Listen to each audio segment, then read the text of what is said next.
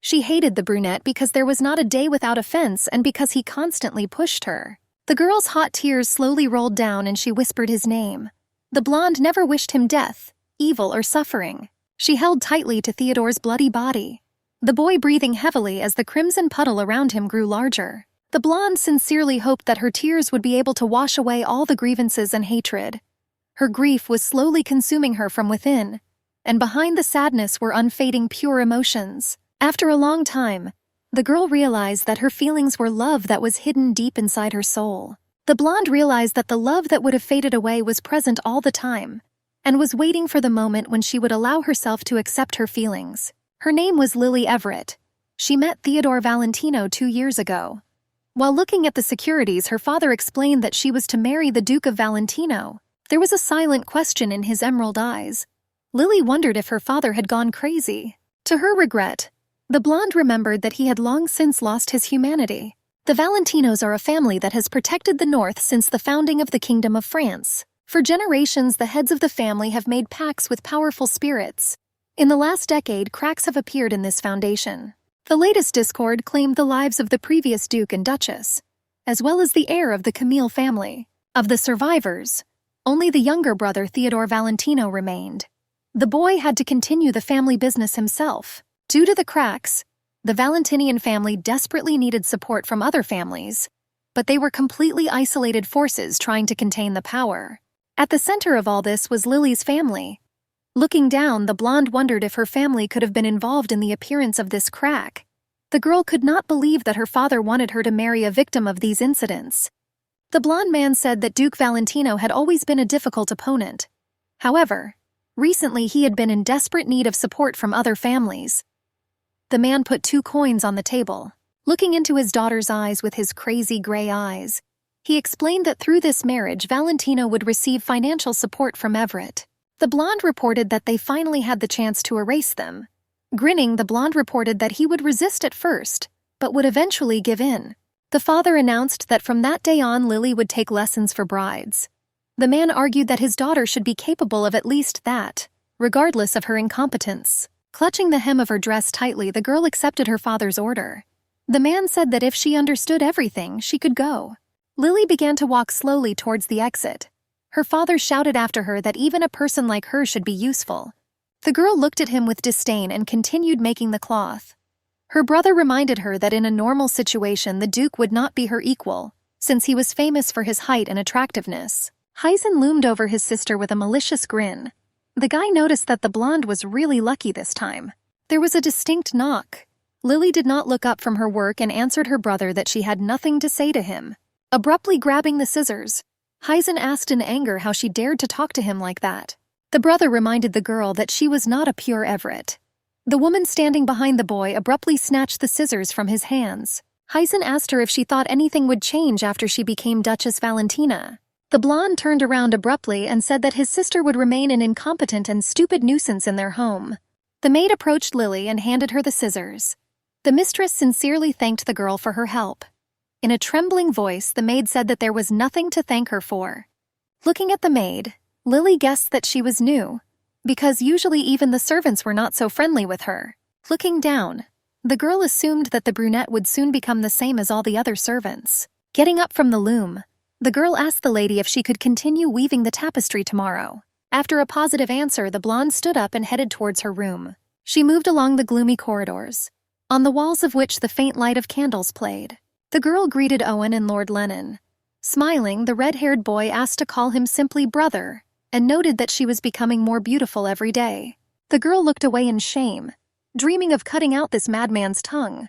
Owen grinned and said that he had already heard that their father was going to marry the girl off to Duke Valentine. The blonde said that she was just returning from a lesson for brides. The guy assured that it would be great if his sister married him, and was able to put a leash around his neck. The blonde hoped that at least now she would be useful. Lily realized that in this house she was just a tool and property. Since she was a child, she had been accustomed to having to repay them for everything they had invested in her. Since Duchess Evie had long since died, he needed a daughter in addition to her 2 sons to seal the deal. The Duke did not want to spend money on a mistress or a second wife, so in order to have an illegitimate child, he decided to adopt a child. The man chose a child with a unique appearance and silver hair. The baby's mother was a servant, and her father was unknown. The brother reassured the blonde that if her marriage with Duke Valentino did not work out, then he himself would marry her. Putting on a fake smile, the girl thanked Lenin for his support. After the unpleasant agreement, the blonde ran into her room and slammed the door behind her. The girl pressed herself tightly against the doors and slowly slid down to the floor. Lily looked thoughtfully out the window, hoping that she would someday be able to get out of this hell. The blonde wondered if Valentino would agree to marry her. The Duchess hoped that when she married him, she would be able to leave this castle and finally be happy. The blonde realized that her family had always used any means to increase their wealth and power. The girl reassured herself that the Valentinos were a family that always stood for justice and morality. Because of the feud between the two families, a huge amount of blood was spilled and mountains of corpses appeared. The blonde realized that Theodore would never be lenient with her. Hope burned in Lily's soul. The blonde reminded herself that she had lived more than 10 years this year. The only reason the girl lived in this house was because she lacked the courage to commit suicide. Marriage was a tiny glimmer of hope. A luxurious black limousine pulled up to the castle. The guy stepped out of his motorcade into the sunlight with unsteady steps. Lily realized that she wanted to know more about her fiancé. She knew that she had not had the opportunity to see him in person, even at the debutante ball. She had heard rumors, but she was curious about what Theodore was really like. Lily had heard that he was wonderful and impressive, but she didn't know if he was really like that. The blonde looked down and realized that if the rumors were true, then the guy was definitely not suitable for her as a partner. The girls grinned as they discussed the blonde's outfit. The brother asked Lily what she was wearing. The blonde asked her if she thought that in such an outfit that frigid brunette would fall in love with her. Looking down, the girl realized why her father was so concerned about her appearance. She understood that he wanted her to take full advantage of her status as Lily Everett. Smiling, the girl coquettishly asked if she was charming. The guy shuddered, not expecting such confidence from his sister. The blonde ordered her to return to her room. Looking away, Lily explained that her father had ordered her to go to the garden. The girl suggested that her brother go and convince their father himself. A vicious grin appeared on Hysan's face and he looked after his sister with disdain. When she went outside, the blonde realized that she should have put on a shawl. The fallen leaves of the trees rustled under her feet. The blonde couldn't believe that her father really thought that the guy would fall in love with her because of her unusual appearance. Hearing the men's voices, the girl shuddered and tried to hide. Lily saw her future husband for the first time. His calm face, blue eyes, and porcelain-soft skin perfectly emphasized the guy's image. The guy advised the Duke to rest a little. The brunette refused, explaining that there was no need. Theodore said that Carmen would go with him. Hearing footsteps behind him, the Duke turned around abruptly. The guy studied the girl with his intent gaze. Confusion flashed in the lady's emerald eyes. Theodore looked at his future bride intently. The blonde, embarrassed, could not understand why he was looking at her so intently. The Duke asked if the blonde was cold and without hesitation and without waiting for an answer, threw his coat over her fragile shoulders. Examining the stranger's appearance, the brunette assumed that she was Lily Everett. The girl's snow-white face was covered with a blush. The guy noticed that she was not in her best clothes for walking. The Duke asked Carmen to follow him. The brown-haired man quickly headed towards the carriage. Clutching her cape tightly, the girl watched the carriage that was taking the handsome brunette away. The brother grinned and congratulated Lily, as the Duke had finally accepted the proposal of engagement. Hysan noted that his father's cunning plan had worked. The girl timidly raised her emerald eyes. The blonde was tightly clutching a cup of hot tea in her hands. Hysan explained that he was very sorry because the Duke would strangle her on their wedding night. The girl realized that her father had pressured Theodore into agreeing to the marriage. Lily knew that the current king did not have enough power to keep the aristocratic society under control. His Majesty needed the support of Delacroix and Albinus, who were under the supervision of her father. The brother explained that it was better to marry her and enlist Everett's help than to allow the North to turn to ashes because of the crack. Hysan said that he even felt a little sorry for the Duke, because he was forced to marry her to save the province. Smiling, the blonde asked if the girl thought that he would follow his father's wishes. The guy suggested that as soon as the situation stabilized and the Duke regained power, he would immediately get rid of her. Hysan sarcastically said that she could die any day. The blonde stood up abruptly and asked when the girl would start begging him. Lily remembered the Duke's concern at their first meeting. The blonde asked what her brother was talking about. The guy grabbed his sister by a clump of clothes and ordered her not to pretend to be innocent. Hyzen ordered her to beg for salvation from this marriage. The boy begged Lily not to sit idly by and beg for leniency. Entering the room, the blonde asked his brother to let the girl go so that she could leave in peace. Hyzen jumped up abruptly and asked his relative what brought him to this room. The blonde assumed that he had come to this place to teach the idiot a good lesson. Owen explained that he needed to discuss something with his sister and asked his older brother to leave the room. The boy's face twisted and he reminded her that he had already said no and asked if his brother had gone deaf. Hyzen explained that he wanted to know what Lily would say. Ice began to appear rapidly under the older brother's feet. Owen grabbed the boy's hand sharply and explained that this was the last warning. The blonde pulled his hand away sharply and said that they would talk later. Standing next to his sister, the blonde addressed her by name. The door slammed shut. The guy said that he didn't expect much from Lily and asked her to try her best to seduce Theodore Valentino. The blonde explained that her role was very important, as they wanted to subordinate them to the Everett family. Owen asked the girl not to forget that even after she got married, the girl would still belong to him. Holding out his massive hand, the guy said that it would always belong to the Everett family, even after death. The girl's emerald eyes were filled with madness as her brother straightened her hair and called her a good girl. The boy wished her good night and slowly closed the door, leaving Lily all alone. The dim ray of light disappeared after the door closed, leaving the girl in the semi-darkness with her thoughts. In the century in which the girl lived, marriages between aristocrats had become a form of trade deal. The former Duke Valentino intended to make a political marriage with the Albini's family, but the guy fell in love with the eldest daughter of a modest viscount and married her. As a result of this deal, the property received by the Valentino family turned out to be minimal. Because of the unsuccessful marriage, the family's military power was weakened, and they found themselves in an extremely advantageous position compared to families who entered into marriages of convenience. It was after this that the Valentino family found itself on the brink of collapse. Hyzen told his sister that she was just lucky. The blonde explained that if the Valentino family had been in such financial decline, Lily would not have had a chance. The girl calmly said that she knew this information perfectly well. The blonde asked if Hyzen wanted her to tell him a little secret. Approaching her brother, Lily said that she would never ask him for help.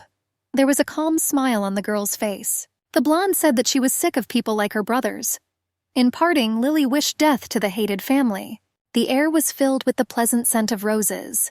The luxurious hem of the dress was dragging along the floor of the temple. The blonde, with uncertain steps, was heading towards the altar with a beautiful bouquet of pink flowers. Extending his hand, the Duke said that the bride looked beautiful and congratulated his daughter. Lily was a little embarrassed because she had never heard such pleasant words from her father, and sincerely thanked him. The girl rejoiced that he was happy that he sold her.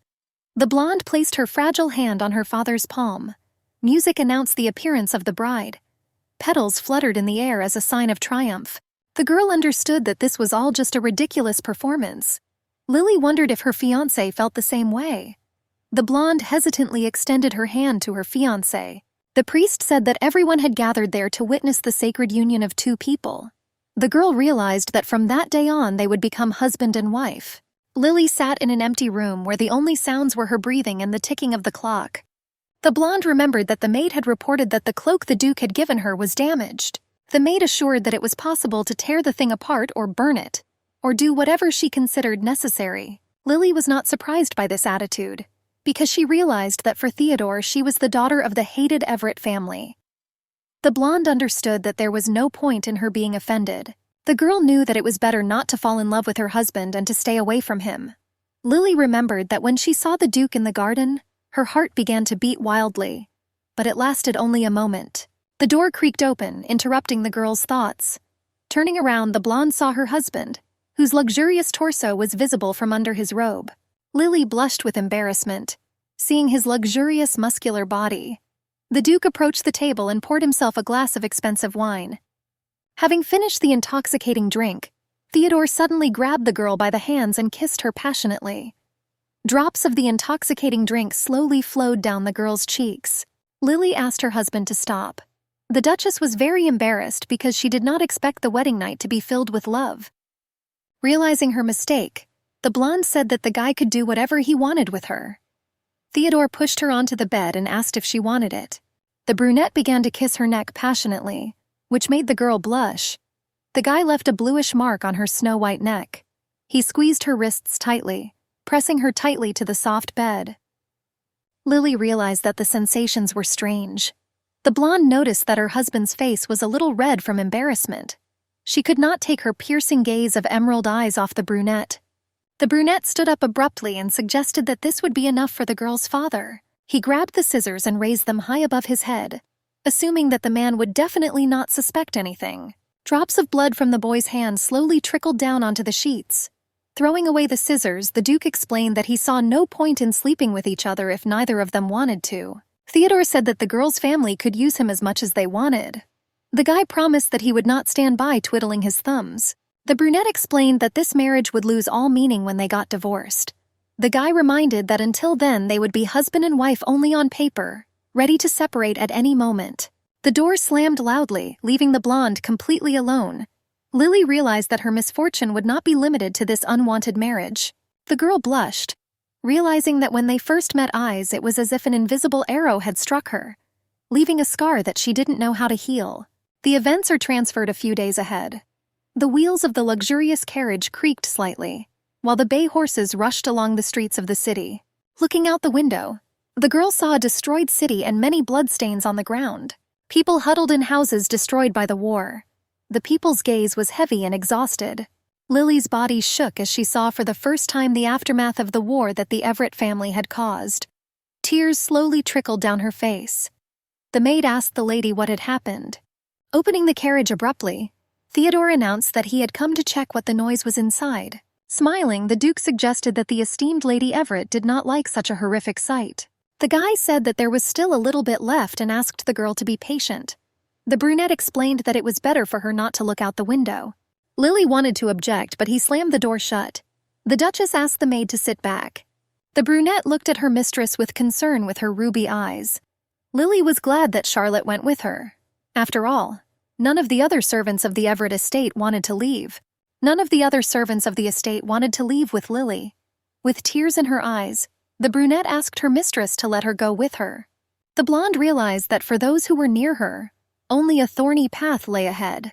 Looking down, the Duchess assumed that she should not have taken the maid with her. Charlotte whispered to her ladyship that the Duke was very worried about her. The maid explained that Theodore had come to check on the carriage as soon as he noticed the noise coming from it. A faint smile appeared on Lily's face. Soon the carriage arrived at Valentino's estate. Theodore approached the door and announced that they had arrived and extended his hand to help the lady out of the carriage. The blonde hesitantly extended her hand to her husband. The girl slipped, lost her balance and fell into his arms. Annabella approached the carriage and congratulated her nephew on his successful arrival home. The woman was Theodore's mother's younger sister, and since the woman was not married, she took care of her nephew. Until the boy came of age, the brunette took on the role of head of their family. This was connected with the object of the former Duchess's wish. Before her death, the woman asked her sister to stay close to her son and take care of him. Annabella greeted the girl as a new member of the Valentino family. Bowing, Lily thanked Mrs. Seymour. The girl said that she was looking forward to the opportunity to get to know each other better. The head of the family turned sharply and asked Theo to go inside. The Count obeyed his aunt and glanced sideways at his wife. One of the maids led the Duchess to her room. The girl said that if the blonde needed anything, she could pull the bell cord on the bedside table. The maid asked if she had any questions. Lily said that everything was fine and she could go. Sitting on the bed, the blonde realized that it would not be easy to live as a married couple. The girl tried to remember at what point her life went awry. The blonde remembered that her mother, being a servant, spent the night with some tramp and gave birth to her, not even knowing that he would leave without telling his name. Lily decided to pretend that she simply wasn't in this estate. The girl intended to do nothing and decided to just wait for a miracle. The Duchess knew that as soon as she had any feelings, she would simply suppress them. Many nobles gathered at a luxurious ball. The blonde sat on a luxurious throne looking around. Lily remembered that several days had passed since she arrived at this house. Looking at her husband, the girl assumed that he hated her and did not even look in her direction. The blonde was uncomfortable that there was once again a huge welcoming party being held to appease her family. The girl's body language showed that she was very tense. Theodore assumed that his wife did not like the food. The Duke asked the girl to refrain from addressing him informally, as if they were close. The guy reminded her that he did not intend to remain in this marriage until his death. Penetrating the girl with his sky-blue eyes, Theodore assumed that his wife understood what he was saying. The Duke suggested not to get on each other's nerves. Lily clutched the hem of her luxurious dress tightly, insisting that she understood everything. The brunette drank another glass of wine in one gulp. Charlotte, seeing the state of her ladyship, asked if she was okay. The blonde assured that this party turned out to be more tense than she expected. Touching the mistress with her calloused hands, the brunette reported that the bath was almost ready. The girl said that if she could wait a little longer, then she... Without letting the maid finish speaking, the blonde turned around abruptly and went to another part of the room. The girl asked if other servants in this castle helped Charlotte. Charlotte said she could do her own work. The maid insisted that she did not want anyone to speak ill of the mistress over such a trifle. The brunette asked Lily not to worry, saying that she was a strong person. The Duchess asked again if no one really helped Charlotte. The girl tried to object, but the lady interrupted her. The blonde assured that she understood why she was so worried. Lily said that this house was full of people who hated her, and she explained that if she provoked new problems, it would only make her situation worse. The maid, embarrassed, asked for forgiveness. Lily assumed that she should be the one apologizing. Charlotte explained that she was an orphan, and that was the reason she took this job. The blonde said that the girl could say if she suddenly wanted to return to the Everett estate. The maid wondered why the mistress suddenly asked her about this. The brunette said that she liked being around Lily. The maid burst into tears and explained that she had never had anyone before. At that moment, the girl realized that she had found comfort in Charlotte, holding her close to her while she found comfort in her mistress. They were somewhat like two wounded animals licking each other's wounds. The blonde hugged the maid and thanked her for worrying about her. Lily apologized for hurting the girl's feelings. The blonde gently stroked the maid's face while sitting in a hot bath. The Duchess ordered the butler to bring her two maids who were to help her personal servants with their work. The girls, visibly nervous, asked Her Highness if she wanted to see them. Looking at one of them, the blonde assumed that her name was Laura. The lady asked why she did not help her Charlotte properly. The girl asked Laura why she neglected her duties. Bowing, the brunette explained that they had no choice because they were too busy. The girl said that she was very sorry. The maid said that the servants in the castle were constantly working because of the terrible state of the duchy. Laura assured that they were used to one person doing the work of two. The girl was furious that the maid was trying to lecture her, because now she was the Duchess of Valentino, and accordingly the lady of this castle. Lily was surprised that they neglected the basic courtesy they should show her. The blonde said that if the maid could not cope with the duties of the lady of this estate, she would gladly accept instruction from her husband or an older family member. Coming out to the noise, Annabella asked what was happening here. Looking at the butler, the woman ordered him to explain the situation to her. The brunette explained that Laura had to fulfill her duties in any case. In a trembling voice, the girl said that she had no excuses. Mrs. Seymour asked the maids to work harder next time. The woman reported that the Duchess scolded the maids and asked them not to be upset.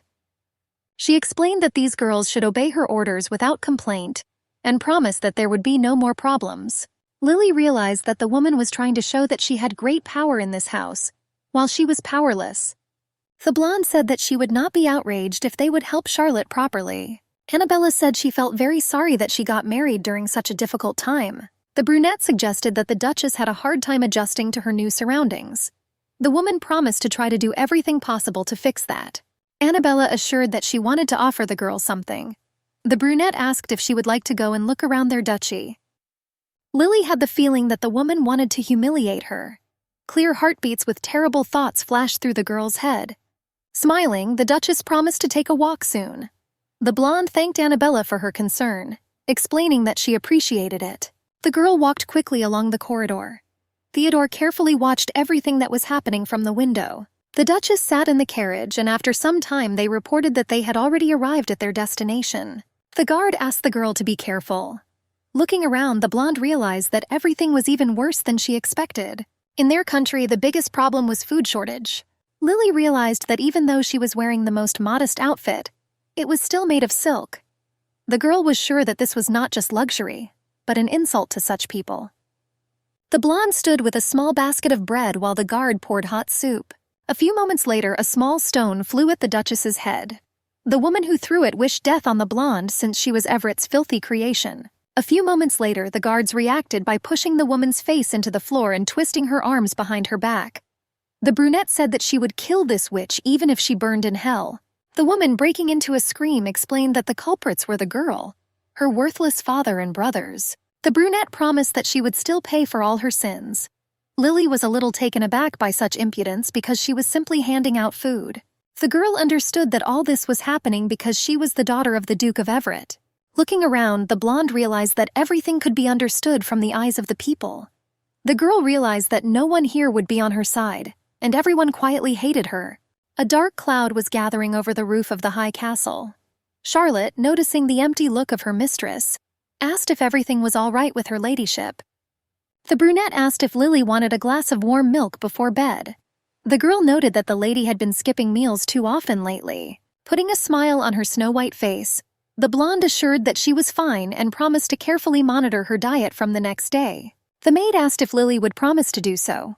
The Duchess watched with a smile as the brunette left, but as soon as the girl closed her eyes, images of the consequences of the war that her father had started began to float before her eyes. The blonde realized that even if she tried to help them, it would still look insulting and hypocritical.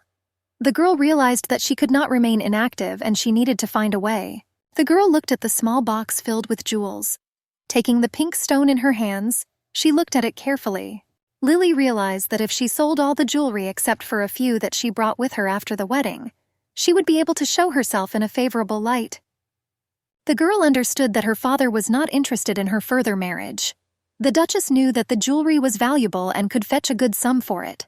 Lily considered giving the money to the manager, but realized that people already thought she didn't know her place and was acting like a hypocrite.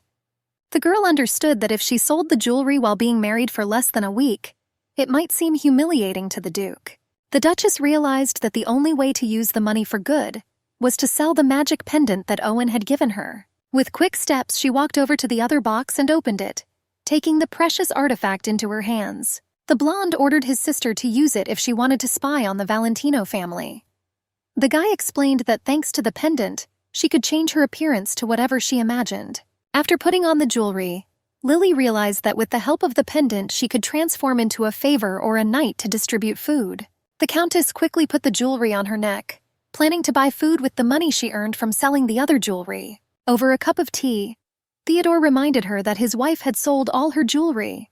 A shadow of fear appeared on the blonde's face, and her hands began to tremble violently. Lily remembered that she had paid the merchant to keep quiet, but he had still spilled the beans. The girl decided to lie, explaining that she wanted to buy new jewelry to replace the old ones. Abruptly putting the cup down on the table, the brunette explained that his wife did not have to go this way to earn money. The Duke recalled that despite their financial difficulties, the Duchy of Valentino owned the north. Theodore explained that they could buy new jewelry with the money that was allocated to maintain the girl's image and remain well off. The blonde asked for forgiveness, promising to be careful in the future.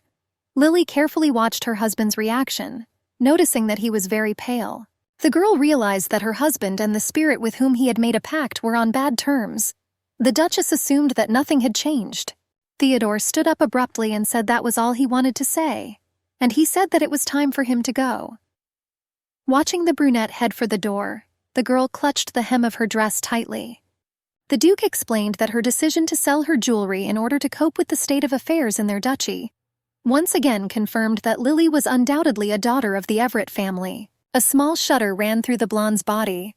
The girl promised not to show him such unpleasant sights from now on. The Duchess watched her husband leave. She was genuinely surprised that he did not ask if she was frightened. Lily wondered if she would be happy if the enraged man strangled her. The blonde knew he could get rid of the targets without even lifting a finger. The bright light of the full moon penetrated the bright room. Lily collapsed on her huge bed, exhausted. After lying down for a while, the blonde decided to go for a walk. The Duchess decided not to wake Charlotte, letting her get some sleep. The cold light of the stars illuminated the luxurious garden. Throwing a light robe over her shoulders, the girl went out for a walk. Lily noticed her husband and couldn't understand what he was doing in the garden at such a late hour. Looking at the huge tree, the brunette began a monologue with his late brother. Tears appeared on Theodore's face. Watching this, the girl froze. But when she stepped on the ground, a rustling sound was heard. The sound quickly attracted the guy's attention and he turned around. Turning his tear-stained face to his wife, the brunette asked what she was doing in the garden. Theodore walked quickly towards her. The girl claimed that she was just taking a walk. The Duke grabbed the blonde by her clothes and asked her if she had been peeping at him while he was crying. Lily said that she had not intended to peeping at him. Unable to keep her balance, she buried her face in the guy's chest. The Duchess's body was shaking violently. Theodore calmly explained that snooping around the castle would be unwise, since the girl would not find anything worth her attention. Smiling, the brunette asked if she really went out into the garden at such a late hour to take a walk. The guy noticed that his wife went out without her maid. The blonde said that her husband could think as he wanted. Theodore abruptly pulled his hand away and asked the girl to go with him. The blonde obeyed and followed her husband. As they walked down the long corridors of the castle, Lily jerked her wrist away from his tight grip. The Duchess was breathing heavily because her husband was walking too fast. The guy ordered her to go into the room and not wander around alone at such a late hour anymore. The blonde realized that Theodore would never worry about her. The silhouette of the guy from the darkness was snatched by the cold light of the stars. Turning sharply, the girl wished her husband good night, although she herself longed to talk to him a little more. After the night incident, Lily was unable to sleep. The girl could not get it out of her head after seeing her husband in such a state. Entering the room, Charlotte wished her ladyship good morning. The maid asked if the girl wanted to have breakfast or wash first. The Duchess insisted that she wanted to wash up and have some fruit for breakfast. The brunette asked Lily to wait a minute. Soon, luxurious plates of sliced fruit were on the table. Charlotte asked her ladyship to promise that she would eat more at the second breakfast. Smiling, the blonde agreed and asked Charlotte to ask the merchant to come by in the afternoon. Lily said she needed to buy something. The brunette accepted her ladyship's wish. Since the blonde lied about buying new jewelry, she had to behave appropriately. Looking at the brunette, Lily realized that it was Jenna. Compared to the others, this girl didn't care about much, so it would be easier to get along with her. Lily realized that the girl didn't like her. The Duchess knew that most people in this castle didn't like her. Throwing one of the decorations, the blonde realized that there was nothing worthy. Lily was furious that she had paid the merchant to keep quiet, and he had told Theodore everything. The Duchess realized that the merchant had never intended to keep his mouth shut in the first place. Our heroine understood that any perceptive person would have decided that she had dressed herself as a puppet duchess. The girl's emerald eyes flashed with rage. She had many ways of revenge. Lily glanced sideways and reminded him that he had said that the next decoration would be the last. The Duchess asked to see the jewel. The merchant opened a luxurious marble box. He said that the decorations were to be used during the green apple period. The man was sure that this decoration would suit her ladyship. Lily said that she didn't like it either. The Duchess looked around and saw her husband. He said that he would buy the decoration. The merchant, very embarrassed, told Theodore that it was a great honor for him. The brunette coldly asked the merchant to leave the pendant, explaining that the chief manager would handle the payment. Smiling nervously, the guy thanked his lordship. The merchant said that in that case he would leave the couple. The Duke asked his wife why she didn't like the pendant. She looked away, trying not to show her emotions. The brunette told his wife that she could wear the jewelry anyway, as his modest gift. Hovering over the girl, Theodore took the decoration and pulled his hands to the girl's tender neck, explaining that he did not want to be accused of doing nothing at all for the noble daughter of the Everett family. Looking down, the blonde realized that it made sense, considering that he thought she was the Duke's daughter. She wondered how her husband would react if he found out that there wasn't a drop of Everett blood in her veins. Lily reminded herself that she would not belong to a noble family, and wondered if the brunette would despise her even more after that. Noticing his wife's confusion, the Duke asked the girl to put her hair away for a second. Lily was clutching strands of her long, silky, silver-colored hair tightly in her hand. A few moments later, the brown-haired man said that he had put the jewelry on her. The girl hesitantly touched the gift and quietly thanked him. Theodore was a little taken aback by this phrase and after a few moments left the room.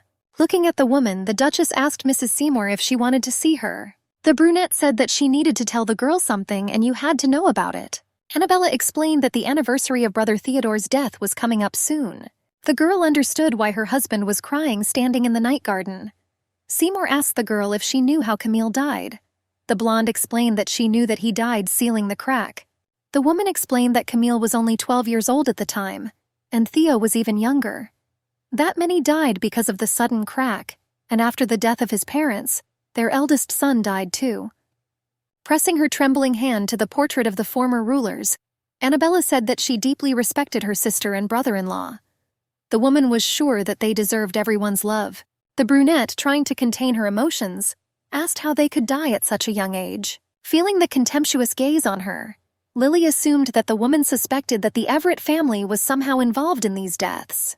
The blonde realized that if her suspicions were true, then her family had long had control over the cracks. The girl remembered that she had never heard that such a thing was possible. Lily assumed that her father could have found a way. The woman said that Camille was a good child, conscientious, attentive, and everyone loved the boy. Annabella explained that Theodore adored his brother and therefore when he died, the brother was beside himself with grief. The brunette said that every time the anniversary of Camille's death came, the Duke would fall into melancholy for a while. The woman said that in a few days they would hold a memorial ceremony. Annabella warned that the Duchess, as the lady of the house, must be responsible for the budget, the schedule, and the guests. The brunette explained that she would do it herself, since the girl had not yet settled in, and she assured that mistakes could not be made during the event. She asked if the Duchess understood her. Lily answered positively. The girl sat alone in her room.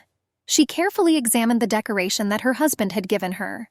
Lily realized that she had sincerely wanted to calm him down that night. The blonde assumed that Annabella had warned her not to try to comfort the boy when she saw him in such a state. The Duchess tried to convince herself that it was none of her business. The blonde reminded herself that she had to know her place.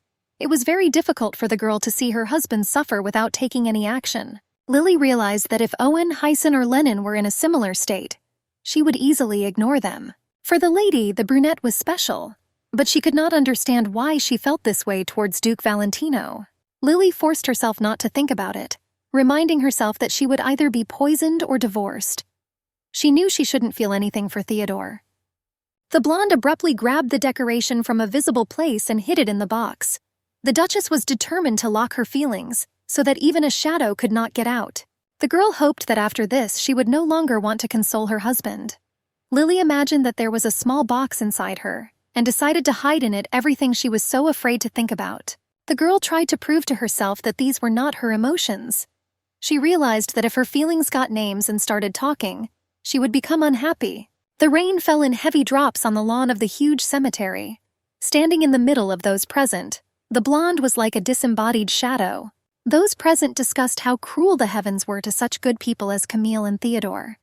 Many people condemned the girl's family, believing that they lived undeservedly well. The guy approached his wife and asked her why she was standing in the rain. The Duke said that the girl needed shelter and offered his wife to take his umbrella. When the couple entered the building's lobby, one of the girls greeted the guy with a playful smile. The girl introduced herself as Adelina Albinus. The blonde with a beaming smile on her face assumed that they had not met before. Bowing, Lily assumed that she was the daughter of Duke Albinus. The blonde explained that she had heard about her and assured that she was very pleased to meet her. Coming closer, the old acquaintance took the guy by the hand, explaining that they were close childhood friends. Adelina assured that they were so close that they did not keep secrets from each other. Some time ago there were rumors about a marriage between the blonde and Theodore. However, it was said that Duke Albinus was categorically against it. The blonde realized that once she divorced Theodore, she would be able to marry him if the Duke gave his permission. The girl noticed that the Duchess had turned pale and asked how she was feeling. Lily caught herself thinking that the girl was very lucky.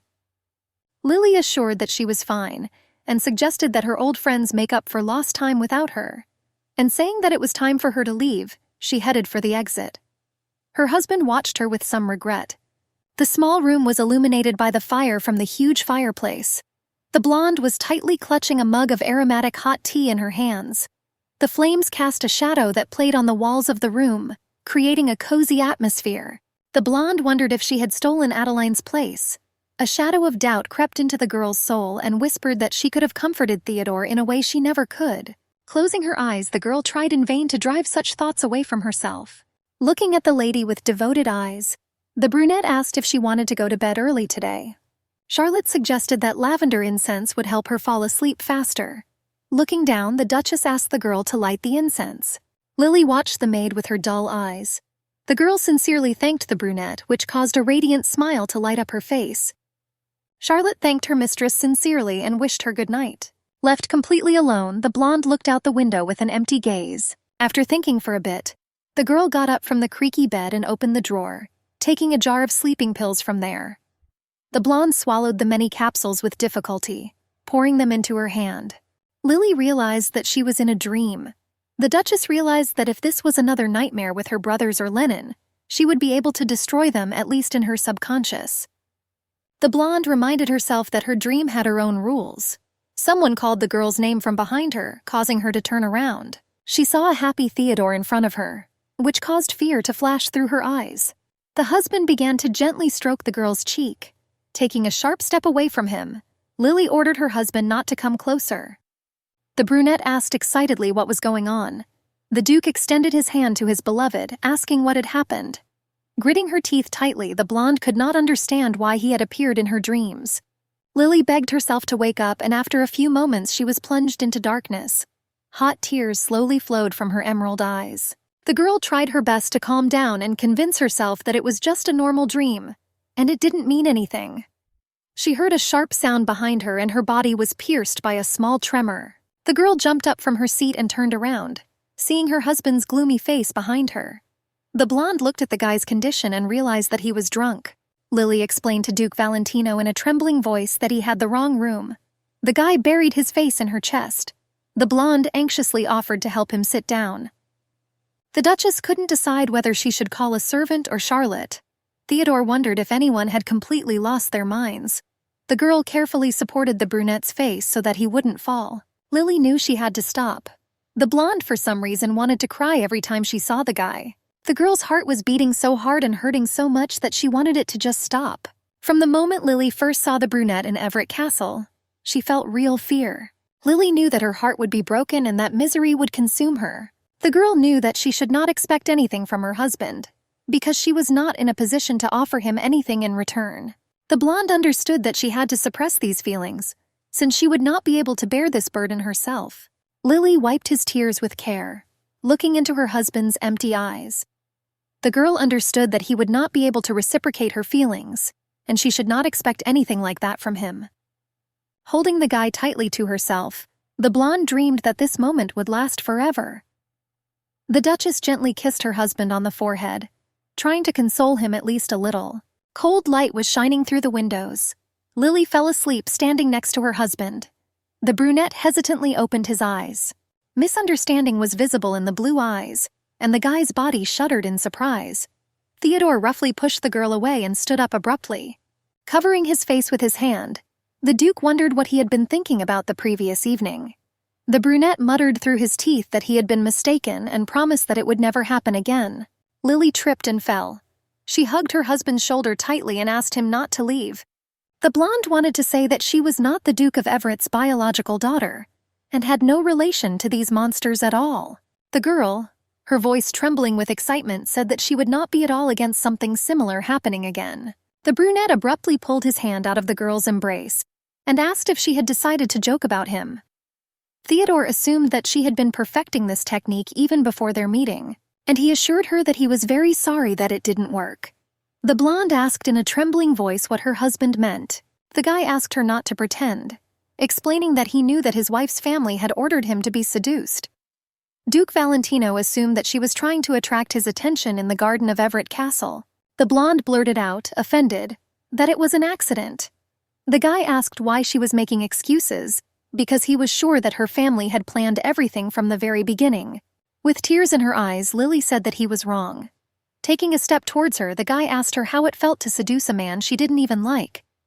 Sharply grabbing the girl by the shoulder, the guy explained that her words did not sound at all convincing, but he would do what she wanted. The Count kissed his wife passionately. Theodore, after the girl fell to the floor, asked what it was like to kiss someone she didn't love. The brunette grinned and asked if the girl wanted to go further. With a sly smile, he asked if Lily would be able to perform her marital duties every night. After these words, the girl hit her husband in the face with all her might. A mark appeared on the brunette's snow-white face. In a trembling voice, the blonde said that he knew nothing, The guy grinned and explained that he was sure that the daughter of the all-powerful Duke Everett would never want to sleep with him. He looked at his wife with contempt in his eyes and asked for forgiveness for her impudence. Soon the door slammed shut, leaving the girl completely alone. Her face was very red and tears were streaming from her eyes. The Duchess realized that her life would be easier if she were a monster like her father. Lily, with tears in her eyes, tried to understand why this had to happen to her. After this incident, the husband's attitude towards the blonde became much colder. The girl followed him down the long corridors, explaining that she had something to tell him. The Duke coldly snapped that he was busy. Lily assured him that it would not take long. Theodore decided to listen to her story briefly. In a trembling voice, the girl told that her father and brothers were completely different. The blonde insisted that she had married him not to harm Valentino's family, but because her father had forced her to do so. The girl explained that she wanted to be useful to his family. The brunette chuckled sarcastic and asked his wife to be a little more convincing. Theodore admitted that the girl seemed quite sincere to him. At this point in their relationship, the Duke would often go to the front lines to heal any cracks that were appearing in the duchy. Because of the brunette's busy schedule, they began to see each other and talk very rarely. Lily was overcome with a feeling of defeat every day. The blonde was excluded from all family events and completely cut off from even minor events. Mrs. Seymour happily turned a blind eye to the servants' sophisticated bullying. It seemed that the girl did not care at all. The only person who could hurt her was Theodore. The guy's attitude remained cold, despite all the attempts Lily made. The girl didn't want to go to events with him, but just wanted to stay in the garden and restore the abandoned greenhouse.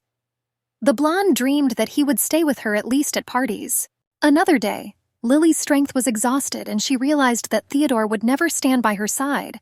The girl realized that she was just expendable material. She knew that she belonged to her father, as if she were a thing. Because of her noble family, many men wanted to acquire the blonde. Many were already waiting for the girl's divorce from Duke Valentino. Owen weighed the wealth of those who wanted to take her as a second wife or concubine. The blonde was genuinely surprised that there were so many who wanted to get her shell. Lily realized that the usually beautiful dolls were easy to handle, but unfortunately empty inside. The girl understood perfectly well that Theodore was forced to marry her in order to protect his family's possessions. She understood that neither of them wanted this marriage. After some time, Lily began to develop feelings for the man who despised her and her family. The girl sincerely regretted that she had placed useless hopes on him, and this was her real misfortune. The events unfold a year and a half after the wedding. The blonde stood by the window waiting for her husband to appear. Someone turned to Lily from behind and asked her to come over. After hearing this, the girl's face was ashen. Her quick steps echoed down the long corridors. The Duchess knocked hesitantly on the door. The woman raised her head wearily and asked her ladyship to come in. The blonde's eyes were lowered as she smelled the strong smell of medicine. The doctor reported that the gentleman had lost a lot of blood while being transported. The woman claimed that the gentleman's condition was stable. She assured that his lordship would soon recover quickly. The girl was genuinely worried about Theodore when she was told that her husband was seriously injured while repairing the crack. Lily realized that her fears were unfounded, and that her husband's health was always strong. The blonde understood that it was time for her to go, since Theodore needed to rest to restore his energy. The brunette asked the girl why she was leaving so quickly. The healer asked Lily to wait until her husband woke up. The girl coldly replied that it would be better if the Duke did not see her. Following the lady, the woman asked what she meant. The blonde looked at her husband's bed with some sadness. The guy hesitantly got up from the bed and looked at her in surprise. Lily couldn't understand why her lover was silent. The blonde assumed that it would be better for her to leave before he said anything. The girl asked her husband for forgiveness for disturbing his peace. Theodore was surprised and asked who she was. The guy looked at Lily with his sky-blue eyes. The girl assumed that her lover had finally gone crazy. The blonde excitedly assured that she was his wife. The doctor excitedly asked if his lordship remembered the girl who was his wife. The Duke asked if he was married. The woman asked incredulously if he had really forgotten that he had been married for over a year. The healer was genuinely surprised that the guy remembered her, but not his husband. Lily's heart began to pound wildly and a spark of hope flashed in her eyes. The brunette said with horror that he really couldn't remember. The woman lowered her eyes and said that the Duke suffered from amnesia. The healer reassured him that the guy remembered everything important, explaining that it was partly amnesia. The brunette assured him that they would have to wait and see if the Duke would remember her. Lily assumed that the woman was sure that a simple conversation would restore his memory. The girl thought that her husband wanted to forget her because of his strong contempt. Smiling, Theodore extended his hand, asking his wife to come closer. The blonde hesitantly extended her hand in response and looked into his eyes. The guy asked if he could find out her name. After the Duchess introduced herself, the guy noticed that she had a very beautiful name. Lily excitedly blurted out her last name, explaining that this was her name before their marriage. The blonde asked her lover if he really didn't remember anything. Having received an affirmative answer, the girl asked her husband to ask another person about her. The Duchess explained that this would give an idea of how to communicate with her. The blonde tried to get out, but the guy stopped her, asking her to wait a bit. Lily hesitantly explained that she wanted to leave and asked the guy to let go of her hand. The brunette suddenly grabbed her by both hands and pressed her to himself. He asked if he had ever offended the girl in any way. The Duke asked his wife to tell him how they got married if it had not been so difficult for her. Lily muttered through her teeth that he should ask someone else. The girl assured him that even she felt ashamed, so she would not tell. The Duchess once again asked Theodore to let her go. After the guy let go of her hand, Lily quickly left, leaving him completely bewildered. The brunette was sitting in his office. The guy heard the news that the Duchess did not want to see him. Theodore slammed the book shut and looked at Charlotte in surprise. The maid's body was shaking and her ruby eyes were downcast. After the brunette woke up, the butler told him that he had married the Duchess for the good of the Valentino family. A year and a half seemed to the boy to be both a long and a short period of time.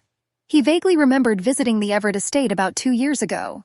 The boy clearly remembered bumping into someone, but he couldn't remember who exactly. Theodore couldn't understand why only her memories had disappeared. The maid, embarrassed, explained that her name was Charlotte. The Duke sternly asked to be taken to his wife's room.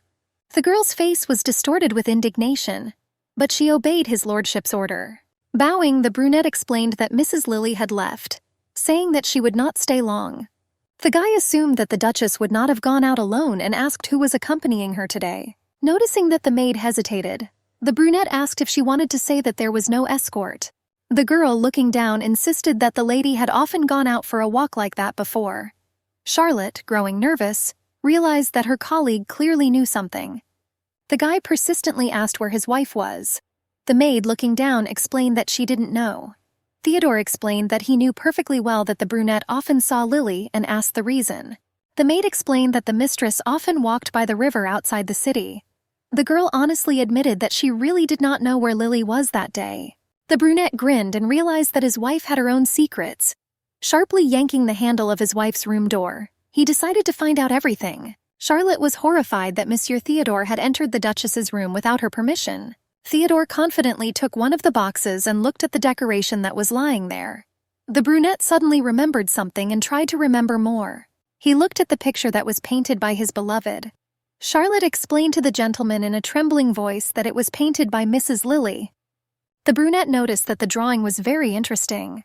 The maid knew that Theodore Valentino did whatever he wanted and was usually kind to his people. She realized that, however, her mistress was always an exception, as if the guy had to endure her presence through force. The guy continued to rummage through the boxes without stopping. He took a flask with medicine and asked what was in it. Fear and panic appeared in Charlotte's eyes. On this day, Lily went to the city. The girl, using a magical artifact for disguise and incognito, distributed food to people. The girl handed a few tubers to a local resident and explained that a little help could still help them. Smiling, the woman noted that the girl was very kind to them and always came to town with food to support them.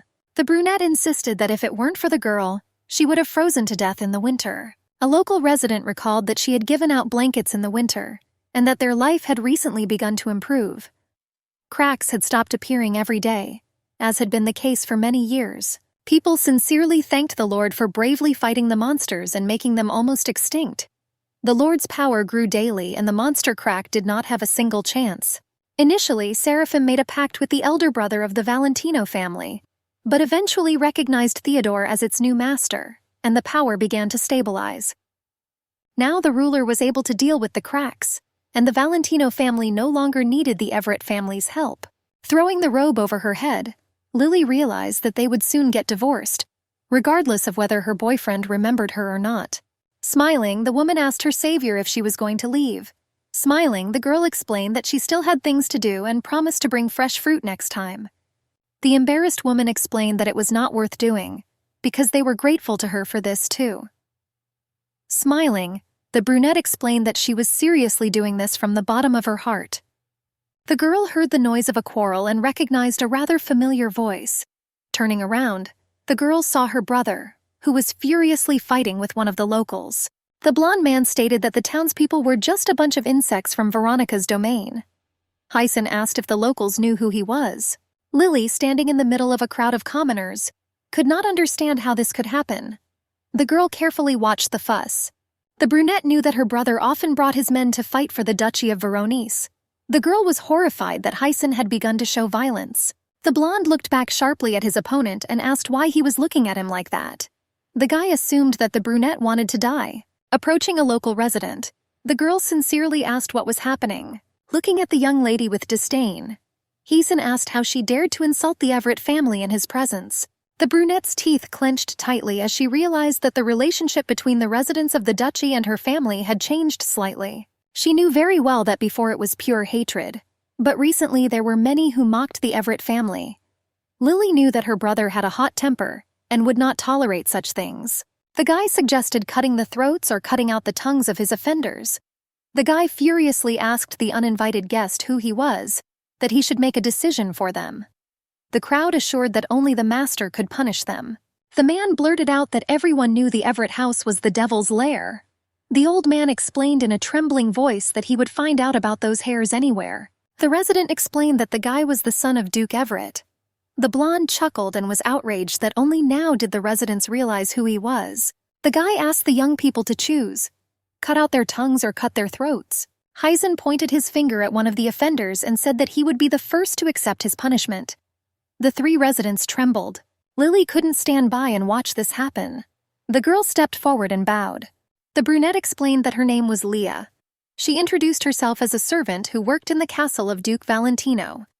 The girl asked for forgiveness for her interference. Leah sincerely asked for forgiveness also on behalf of all people and asked to listen to her. The brunette explained that from the very beginning, local residents did not receive a proper education. Leah explained that in addition to this, local residents have experienced attacks from magical creatures over the past year and a half. The girl assumed that her compatriots had said this thoughtlessly. Because of this, the brunette asked them to find the strength to show mercy to them and forgive them. Sharply pointing the sword towards Leah, the guy noted that she was too brave to be a simple servant. The blonde noted that her manners were excellent, considering that she worked in the castle. The girl thanked him sincerely. Abruptly grabbing the girl by the hand, Hyson pulled her towards him and looked into her green eyes. The blonde asked what she was doing, assuming that she had found a new hobby. Cold sweat slowly began to trickle down Lily's face. The girl was sure that the pendant should have worked perfectly. Pulling the girl away from the eyes of onlookers, the guy roughly pressed her against the wall. He asked what kind of ugly shell she had come up with for disguise. The blonde ordered his sister to return everything back immediately. The girl sighed heavily and regained her former face. There was a silent sadness in her emerald eyes. The brother asked Lily why she was walking around the city dressed as a servant. The guy reminded Lily that she was a duchess. The guy grinned, took out a rope and grabbed his sister's hand. The duchess asked him what he was doing.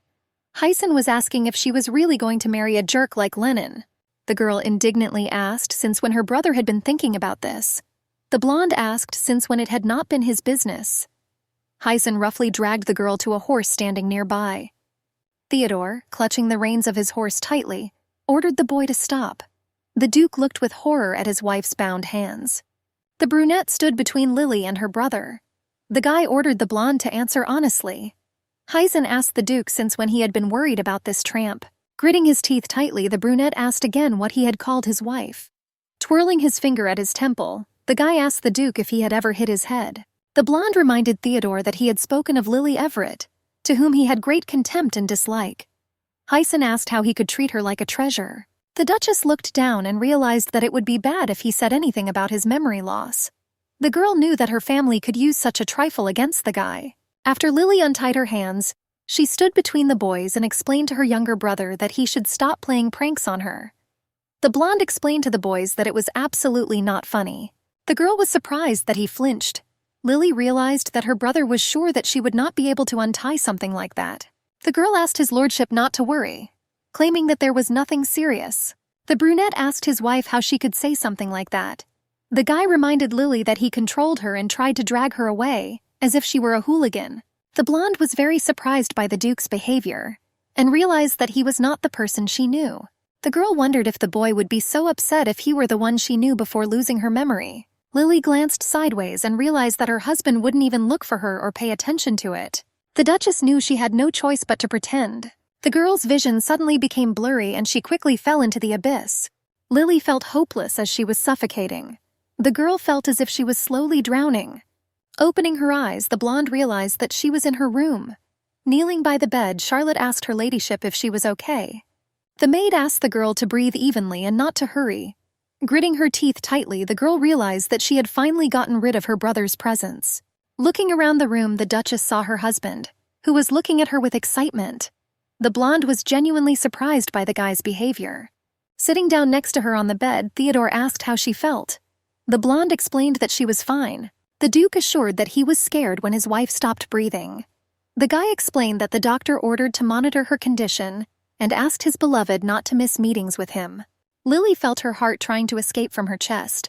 The blonde asked excitedly if her brother Hyson had left. She was assured that he had returned to his residence in Salisbury and was not in Voronezh. Lily was genuinely surprised that her brother had a private residence, since he had always been proud to be a member of the Everett family. The blonde often showed his loyalty to the family with his actions. The girl knew very well that her brother did not start his own business, and only a few knights followed him. The blonde couldn't understand why the guy suddenly started caring about property. Lily assumed that maybe her family was hiding something from each other. The brunette approached the girl, interrupting her thoughts. The Duchess reminded herself that it didn't matter what happened to her brother, since he could be funny and cruel at the same time. The husband told the girl that she needed to rest. Theodore asked if the blonde wanted him to stay with her. The blonde looked down and explained that she didn't want it. The girl insisted that she meant that she wanted to be alone because she felt uncomfortable when people were around her. Smiling, the Duke asked for forgiveness for not thinking about it in advance. The guy said that he was leaving and asked his beloved to rest. Lily wished the Duke good night in return. The brunette asked if she could address him by his first name next time. When Charlotte was left alone with her mistress, she admitted that she was very scared when she learned that she had suddenly lost consciousness. The brunette explained that for a second it seemed to her that her heart had stopped. The girl asked with concern if everything was okay with the lady now. Smiling, the lady admitted that she sincerely hoped for this. Laughing, the blonde admitted that she lost consciousness on purpose and had a special way to do it. Lily explained that if she was interested, she could tell. Noticing the maid's agitation, the girl asked what had happened to her. The brunette blushed and asked her mistress never to do that again. Lily promised that she would never do anything like that again. The girl was incredibly happy that her mistress took her seriously. Having handed over a plate with a fragrant dish, the maid explained that there was warm soup there, which had already cooled down. Laughing, the mistress agreed to eat the fragrant dish. Lily stared at her plate, remembering the Duke's words. It was very unusual for the girl that he asked to call him by his name. The blonde remembered that sometimes she called him impatiently, sometimes in despair, and sometimes in anticipation. Over time, she realized that it was pointless. Lily did not realize that her husband would soon understand how to treat her. For her, it was an illusion caused by the loss of her lover's memory, like sunlight that shines and then disappears. The brunette flipped a coin and looked closely at the tails when it landed. Theodore leaned back in his comfortable chair. The boy replayed the events of that day in his head. The blonde warned the Duke to be careful, explaining that his sister was going to faint. Hyson explained that Lily specialized in getting people's attention in this way. The guy asked why the Duke was worried about this, explaining that they would soon get divorced anyway. Noticing Theodore's bewilderment, the guy asked why he was so surprised.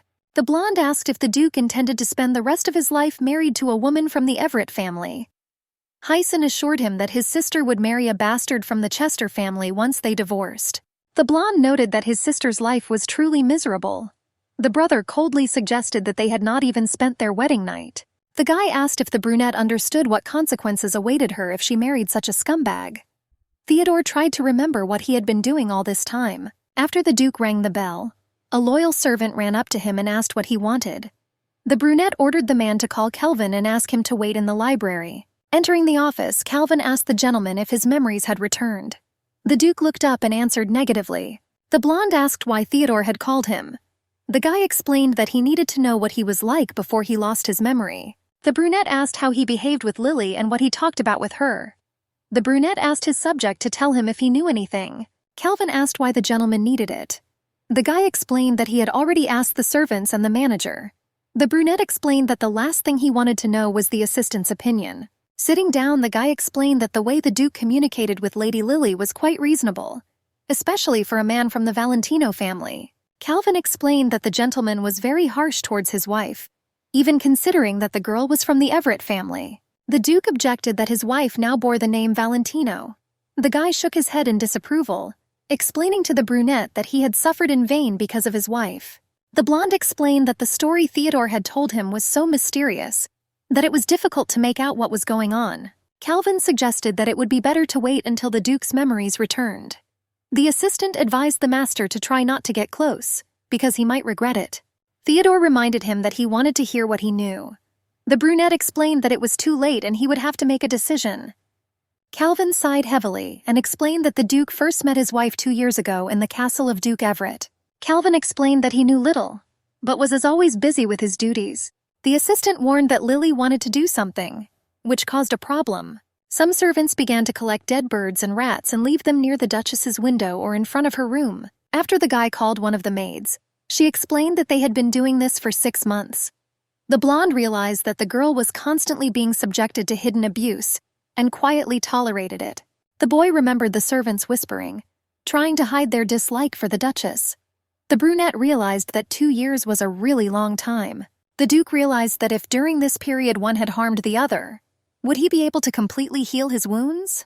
Theodore guessed that the darkness in the girl's heart was deeper than he thought, and he was suddenly overcome by a strange conviction. The words of his strict teacher came to his mind, that the essence of suffering was in the person himself. The mentor told the boy that already having happiness in one piece of bread, people wanted more.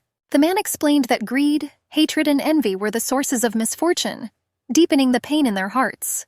The teacher warned the boy that it was impossible to learn to isolate oneself from these negative emotions. Theodore wanted to ask himself before he lost his memory why he had been so cruel to his wife. The Duke tried to remember whether he had been drawn to the girl from the very first days. Theodore heard from his interlocutor that he had fallen in love with a girl and talked about the feeling he had experienced at that moment. After the first meeting, the brunette remembered every detail he had noticed.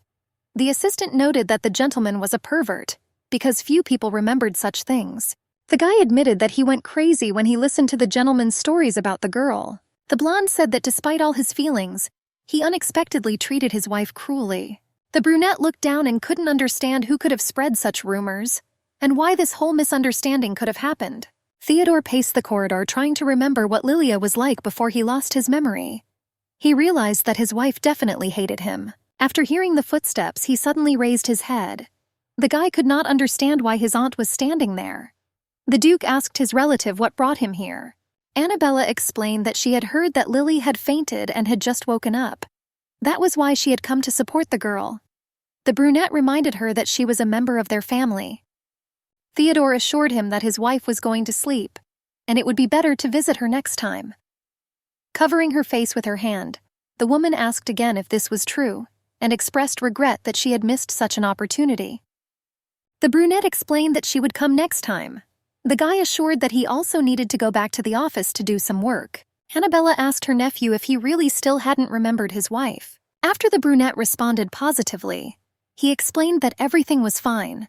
The woman explained that it was not that important, and there was no need to worry about it. The aunt asked the Duke to live with the girl without changes, because she was soon to leave their family. For Theodore, the woman was the one who had taken care of him for a long time. The boy had no desire to worship the woman as the mother of this castle because of the will of the late Duchess.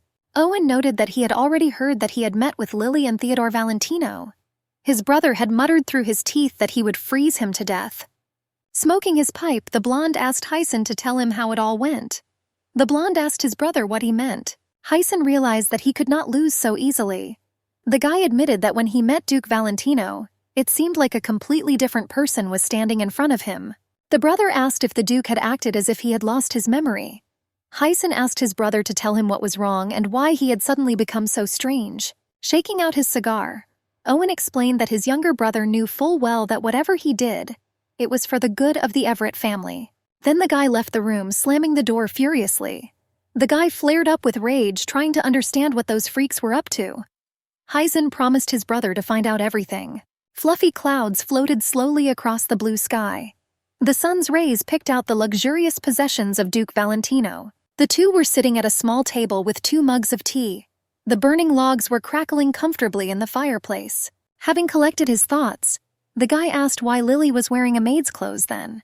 The girl's fragile body trembled, because she was afraid to tell about her charity and the artifact. The boy explained that on that day, the villagers reported that the son of the Everett family had taken away one of the maids of the Valentino castles. Theodore explained that the villagers said that her name was Leah. The boy explained that according to the villagers, she came to the village to distribute food and other necessary things. The brunette, noticing that his beloved was nervous, assured her that everything was fine and asked her to be frank with him. Theodore asked if his wife helped the villagers in the guise of a servant. Lily lowered her eyes because she did not want to convey the great significance of this. The Duchess did not know how her husband would react if she confessed. Lily began to worry a lot because she didn't know if her husband would be touched by the fact that she had done something good. The girl realized that most likely he wouldn't even be interested. Lily found herself thinking that maybe she wanted to know his reaction before she lost her memory. The Duchess remembered that the guy had forgotten everything he hated about her. The blonde insisted that it was her hobby. Lily explained that when she was bored she would go down to the village to give the villagers the necessary things, and there was nothing special about it. Theodore's surprised face was reflected in the mug of aromatic tea, and the guy allowed this option. The brunette asked his wife if he could ask another question. Clutching the jar tightly in his hands, the Duke explained that he had asked the pharmacist to examine the contents of the bottle. Theodore shared that there was a problem, that the medicine was made from very poisonous herbs and could harm the body if taken daily. The Duke looked at his wife with concern and asked again whether she really took this medicine every day, without missing a single dose. Charlotte asked her ladyship to forgive her. Lily coldly told her that she could not sleep, so she took her medicine every day without fail. A blue haze formed around the boy's hands, and soon the can shattered into many small particles. Theodore asked his wife never to take sleeping pills again. The blonde admitted that she had simply taken 2 pills the night before the speech. The Duke suggested that the sleeping pills had not worked well because she had developed a tolerance, and that was why she had to increase the dose. He asked where the medicine was. Lily panicked and asked what he was going to do. Sharply throwing open one of the nightstands, the guy said that he was going to burn the ill-fated sleeping pills. Soon the flasks lit up in the blue plane and only ashes remained. The brunette asked his wife to bring more if there was anything left. Lily assured him that there was nothing left. The guy asked his wife with concern if she was sure of her words and if she was lying to him. The Duchess asked why he did this, since the jars only contained sleeping pills. Theodore explained that the contents were poison, and if taken for a long time, you could die. The blonde coldly explained that she had long known about the side effects of the medicine. Lily said that the negative consequences did not bother her. The guy lowered his eyes and said that he knew how cruel he had been to her before, and that he had lost his memory.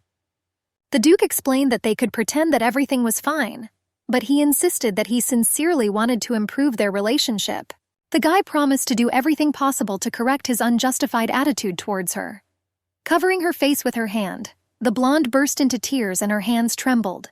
The girl asked what they could do to fix it. Lily dropped the mug from her hands. The Duchess asked how it was possible to fix something that had already been broken into pieces. The girl was injured by one of the fragments, and a scarlet liquid slowly flowed from her hand. Theodore noticed the blood and panic washed over him. He grabbed the girl's hand and asked her what she was doing. He noticed that there were deep cuts on her palms. Theodore realized that he needed to call someone as quickly as possible. Sharply pulling his hand away, Lily asked him to let her go. The brunette explained that it was necessary to treat the wound before it got worse. Hot drops of tears slowly flowed from the girl's eyes. After the Duchess's hand was bandaged, the doctor asked Lily to rest a little. Leaning over his wife, Theodore assured her that everything would be fine now. He slowly extended his hand to her, causing the girl to shudder. The blonde, bursting into tears, asked him to leave her, explaining that she was afraid of him. Embracing Madame Charlotte, she assured his lordship that it would be better if he left his wife's chambers. The maid promised to take care of Lily later. It was unbearably painful for the brunette to watch his wife crying in the arms of her maid. Sunlight flooded the living room. Charlotte had fallen asleep that night with her head bowed and next to her mistress. The blonde shook the maid and assumed that she was very tired. The girl looked around and asked Her Highness if everything was okay. The Duchess asked if she had sat next to her all night. The maid assured that since the girl had returned wounded and trembling, she was worried about her and decided to stay. Tears came to Charlotte's eyes. Gently touching the blonde's hand, the girl asked if everything was okay. Lily claimed that she had been a little scared yesterday. The maid asked how the Duchess had hurt her hand. The girl touched the mistress's hand with care. Looking down, the blonde assured that she had broken a cup. Charlotte noticed that this was not at all like the mistress's behavior and assumed that she was very tired. The girl carefully helped the lady to get up, explaining that she needed to eat after she washed. The brunette explained that Lily should have a proper breakfast, not just a few slices of fruit. Smiling, the blonde agreed. The very nervous maid apologized for the Duke finding the sleeping pills. Lily assured him that everything was fine, as she had long thought that you would stop taking them. The maid insisted that the sleeping pills were very harmful to health, as they contained toxins that could cause irreparable harm to the body. Lily promised to burn incense for sleep from that day on. Noticing the servant's agitation, the girl explained that it was not toxic at all and should not be harmful to health. Soon, a chair was heard at the door. A gentle female voice asked if the Duchess had changed her clothes at that moment. The girl said that her name was Jane Soff, and she was the new doctor at the estate. Jane explained that Duke Theodore had appointed her as his wife's personal physician. Smiling, the brunette explained that the Duke had instructed her to take care of the girl's health. The doctor reported that her main specialization was gynecology, but she also had experience in psychiatry.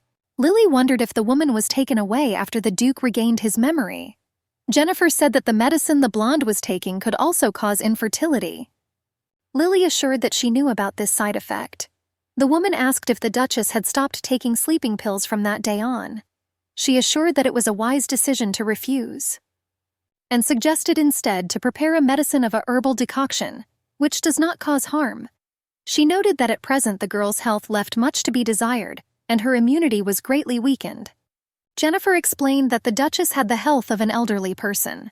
The woman assured that with the right care, Lily's health could certainly improve. Having bowed, the brunette promised the Duchess to come the next day. The doctor assured her that if she suddenly felt ill, she should definitely call her. With a sigh of relief, Lilia realized that she needed a change of scenery. Looking at her maid, the girl suggested that she go with her to the library. Charlotte accepted her ladyship's offer. When the girls arrived at the library, the brunette informed Her Highness that she would stand at the other end, and asked to call her if the lady needed anything. The girl asked Charlotte to do it next to her. Having moved the chair next to her, the blonde called the maid to sit next to her. Lily knew that the brunette could read because she had grown up in a monastery and learned from the monks. It was very unusual that a maid from an orphanage could read. Because of this, Lily often brought the girl to the library and allowed her to read whatever she wanted. The brunette, very embarrassed, thanked her ladyship for the opportunity. Adelina was very wary when she heard that the Duchess and Valentino had made peace. The girl smiled falsely, trying not to lose face. The aristocrats whispered about this news, as there was much talk that the couple would soon divorce. The brunette asked her friend if it was true that the Duke had given his wife a necklace made of blue opal from Lakia. The blonde assured that she had allegedly heard that he had been very present at the auction and had offered a huge sum for the decoration.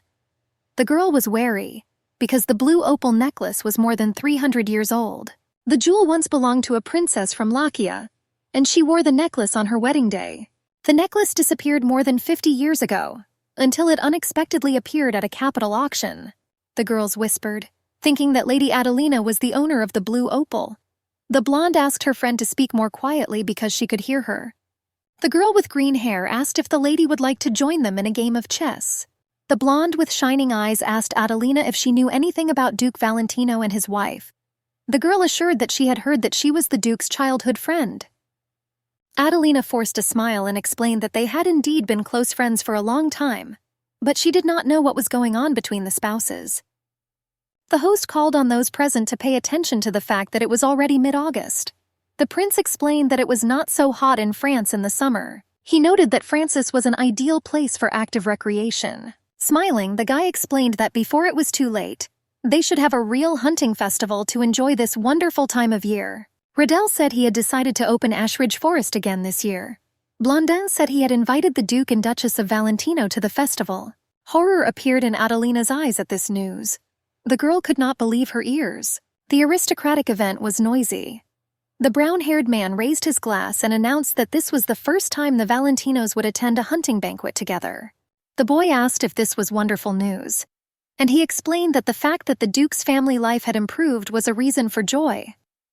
One of the girls approached and addressed Lady Adelina. The girl jumped up abruptly and invited her friends to come and greet the Crown Prince and Crown Princess. Adelina followed the brunette.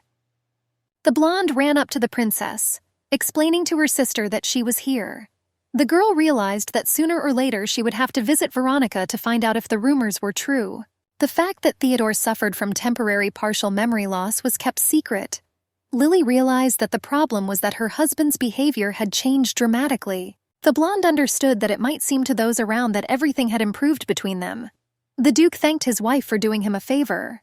Lily felt like she was slowly going crazy. Recently, the brunette began calling her Milady and still insisted that she call him by his first name.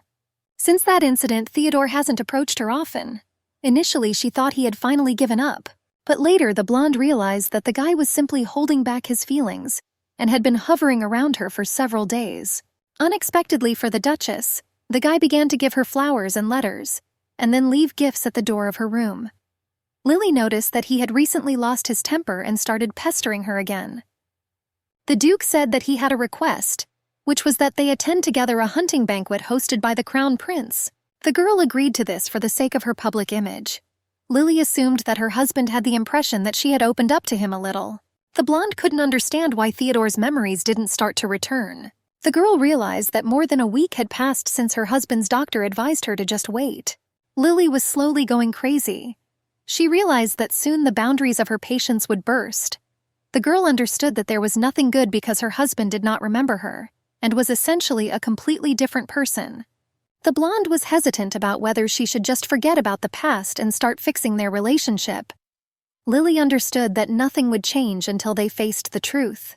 The girl understood that her husband's tenderness was just a mirage, like a fragile sandcastle that would be destroyed by a rolling wave. The brunette reported that he had allegedly heard that the prize for winning would be the coral bracelet of Arundel, donated by the Queen.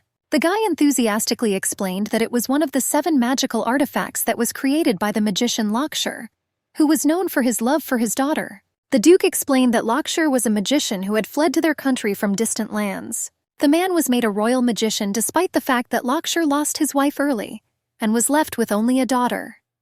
Soon the girl fell in love with the Crown Prince and became engaged to him. That lucky man was Roderick Lancier, who was currently king. After the guy was crowned Lockshire and King Roderick died, despite his love for his wife, the man began to clearly become interested in other women. The king had as many as 10 mistresses, but each of them was killed by the Queen. Lily realized that this story was widely known not only in the Kingdom of Francis, but also in neighboring countries. The blonde noted that it was very generous of the princess to give away personal belongings. Theodore said he was of the same opinion. The boy assumed it was a way to show affection for the Crown Prince. The brunette said that he really wanted to win this bracelet and give it to his lady. Theodore promised to make every effort to achieve this goal.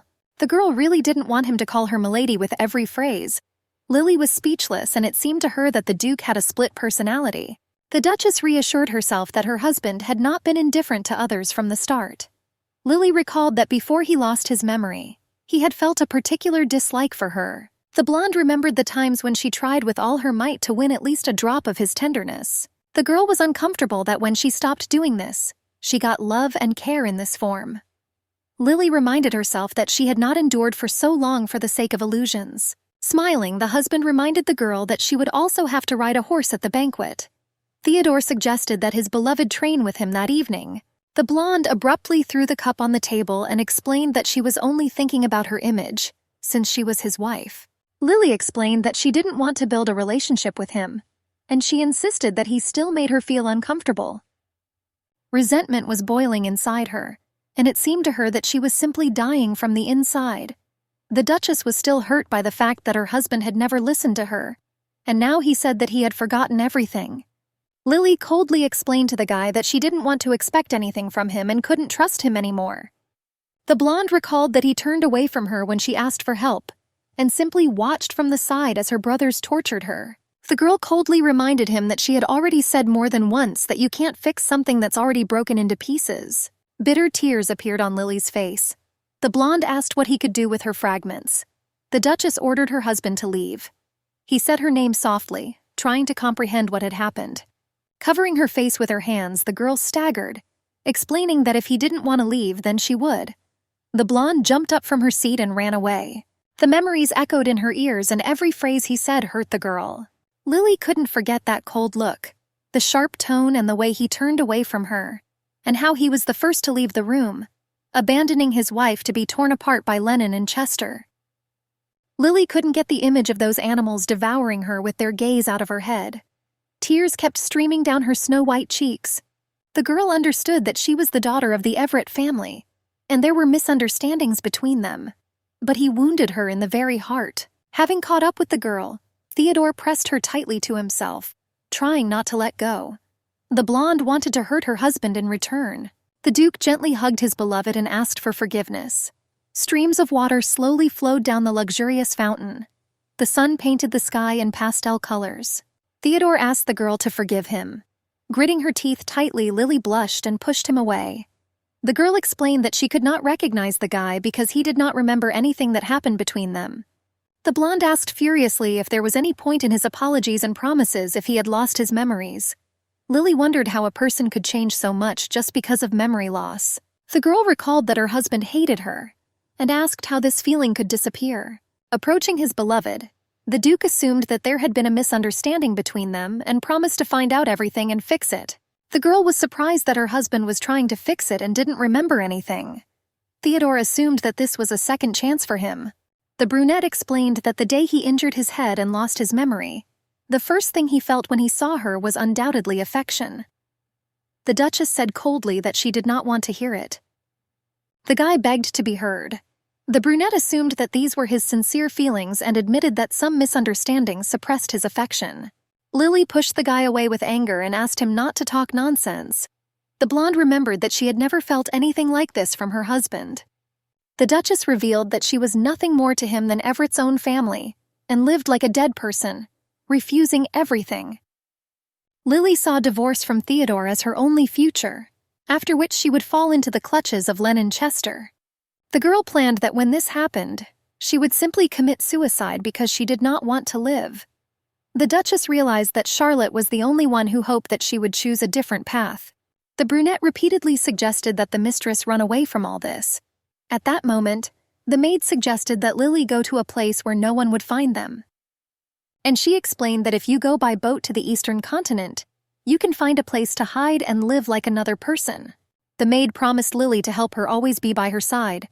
The blonde was thinking about accepting the offer, because she knew that Theodore's command had grown stronger, and the Valentino family was on the road to recovery.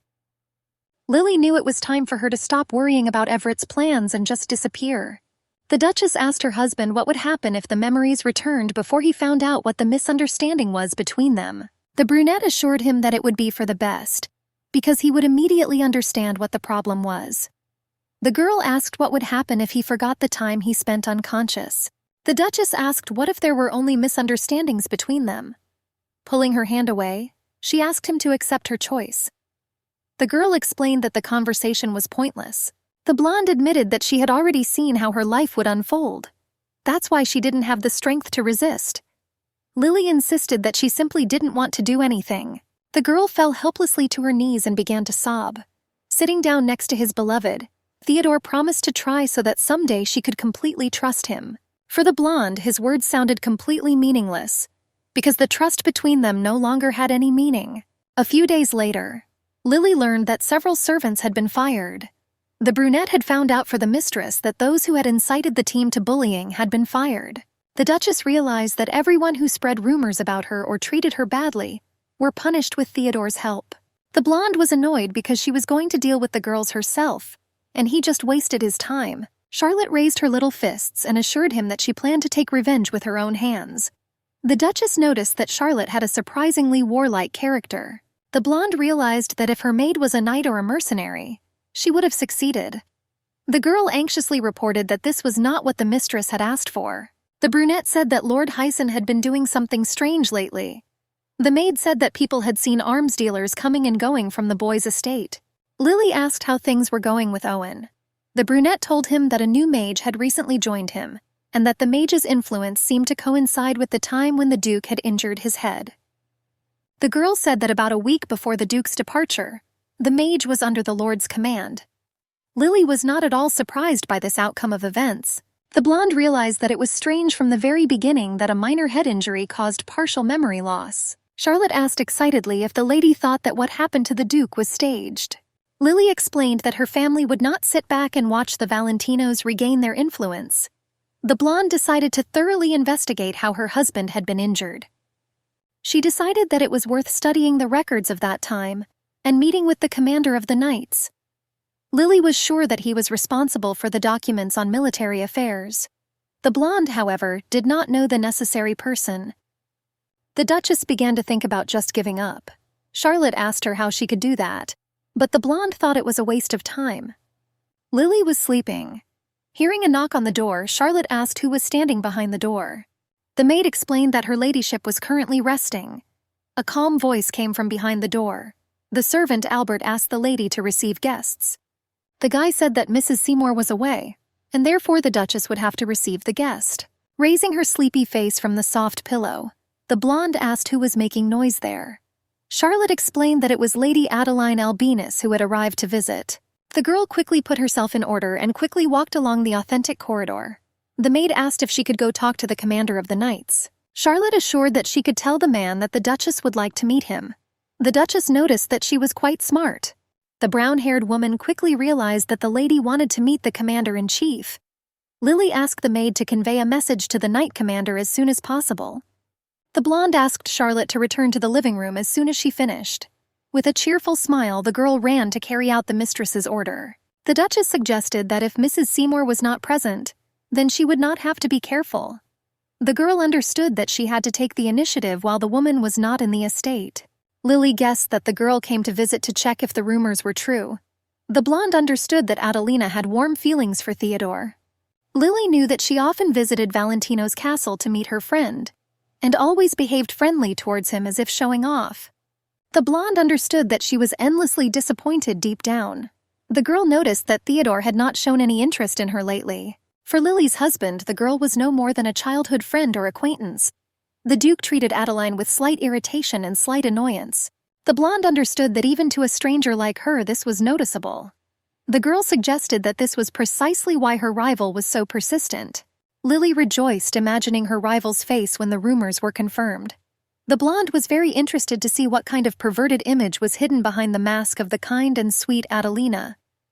Lily knew that she also had a bad temper, but the girl understood that it was her environment that made her like that. A girl with pink hair and a modest smile on her face was already sitting in the living room. Putting a feigned smile on her face, Adelina exclaimed that they had not seen each other for a long time, and assured that she was very happy about this meeting. The blonde greeted the lady coldly. The girl asked why she addressed her so formally and asked to call her simply Dolly. The guest's face darkened when she saw the jewelry on her rival's neck. Adelina claimed that she was wondering how the blonde was doing lately. The girl explained that because of this she decided to stop by. The girl said that she heard that Miss Seymour and Theo had left. She claimed that she would really like to meet the guy. The Duchess specially wore an opal necklace. Lily was surprised that her rival pretended not to know anything about him. Sitting down on a comfortable chair, the blonde said with a smile that nothing special had happened lately. Bowing, one of the maids brought a cup of hot tea. The blonde hesitantly took a small sip.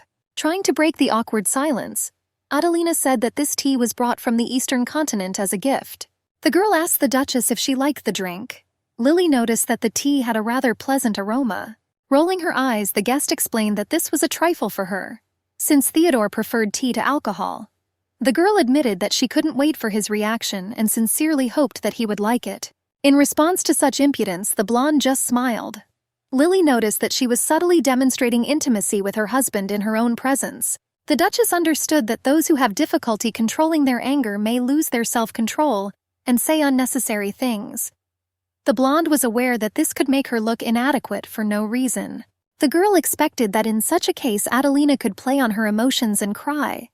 The blonde knew that her rival knew how to cleverly play the victim, making others look narrow-minded and evil. The Duchess said that trade with the Eastern continent has recently picked up. Adelina insisted that this became possible thanks to the company run by the Delacroix family, and she added that they recently laid out the shortest trade route. Duke Delacroix came from an influential family that controlled trade not only in the kingdom, but also on the continent. The aristocrat's large fortune allowed him to influence economic and political processes in the region. The Duke's domain was located at the southernmost tip of the continent. Dornac was a trading hub with a mild climate and fertile land where crops grew well. Unlike Valentino's northern lands, the south was rarely cracked. Unfortunately, this meant that the military power of the south was weakening, and therefore even one crack could cause uncontrollable damage.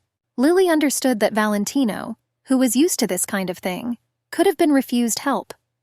Adelina explained that she had recently met Lady Rosalina at a recent party in the Cowan family's garden. The girl asked the Duchess if she had seen her in person. Lily admitted that they crossed paths several times. The Duchess remembered that it was just a greeting. The blonde realized that Lady Delacroix was too energetic a person, and they were not suitable for each other, no matter how tired she was next to her. The girl dreamily told the lady of the estate that even the crown prince was present at that party.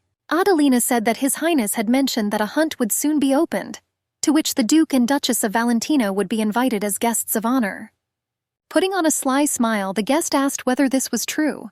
Wary, Lily realized that her rival was testing her. The blonde muttered through clenched teeth that the crown prince had told their lordships to come to the party. One of the maids suddenly ran into the room and informed her ladyship that she urgently needed to tell her something. The Duchess asked Gina what was the matter. The brunette insisted that they needed to hurry to the hall. When the girls left the guest room, Jenna said that Mrs. Seymour had returned to the estate about 10 minutes ago and was interrogating Charlotte. The blonde, not paying attention to the uncomfortable shoes, quickly rushed along the long corridor. The mistress asked the girl why Annabella was interrogating Charlotte. The maid admitted that she saw everything from afar, so she did not know the details. Hanging over the poor man, several workers tried to force the maid to tell the truth. One of the colleagues noticed that the brown-haired woman was the only one who entered the commander's office, and she asked Charlotte who, in her opinion, could steal the jewel. Raising her ruby eyes, the girl explained that they were mistaken. The maid asked why she had to steal the gold jewelry of the Knight Commander. Hiding behind the door, Lily realized that her friend was in trouble while carrying out her instructions. The Duchess was sure that Charlotte did not steal the jewelry, and there were two among those present who could have done it.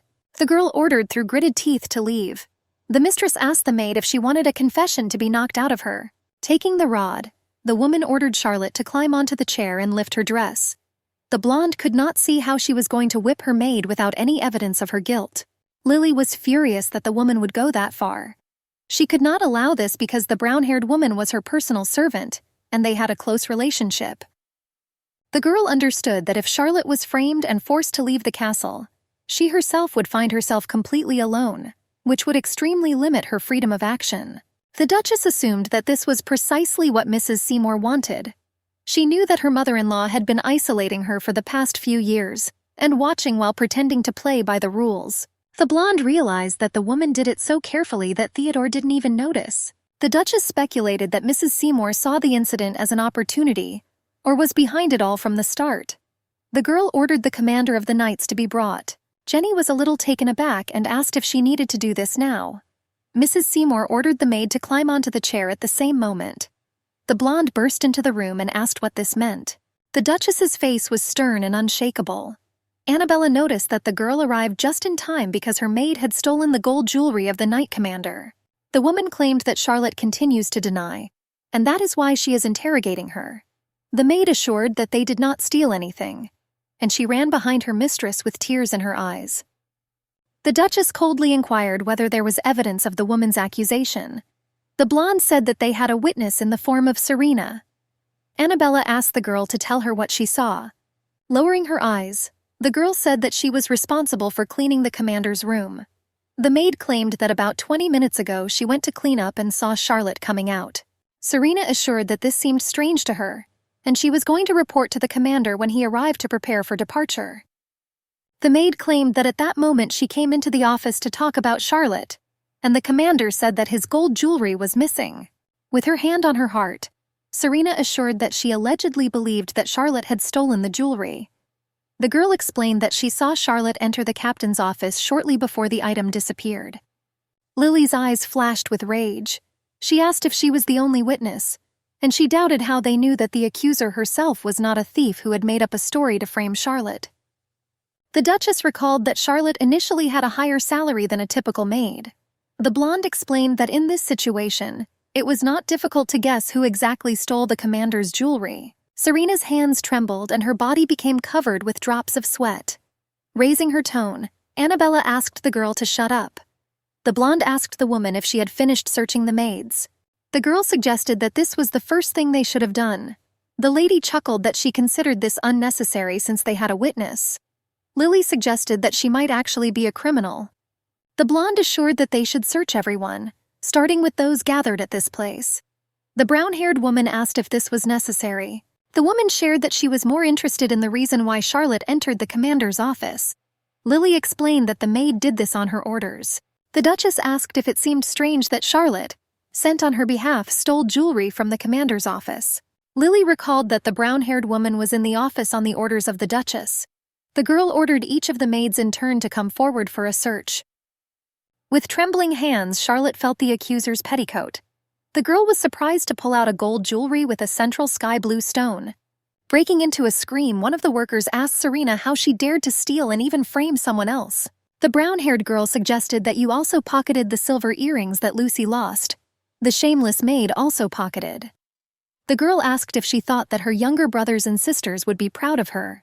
Lily asked Ayla to calm down, reminding her that you will not be able to hide your sins.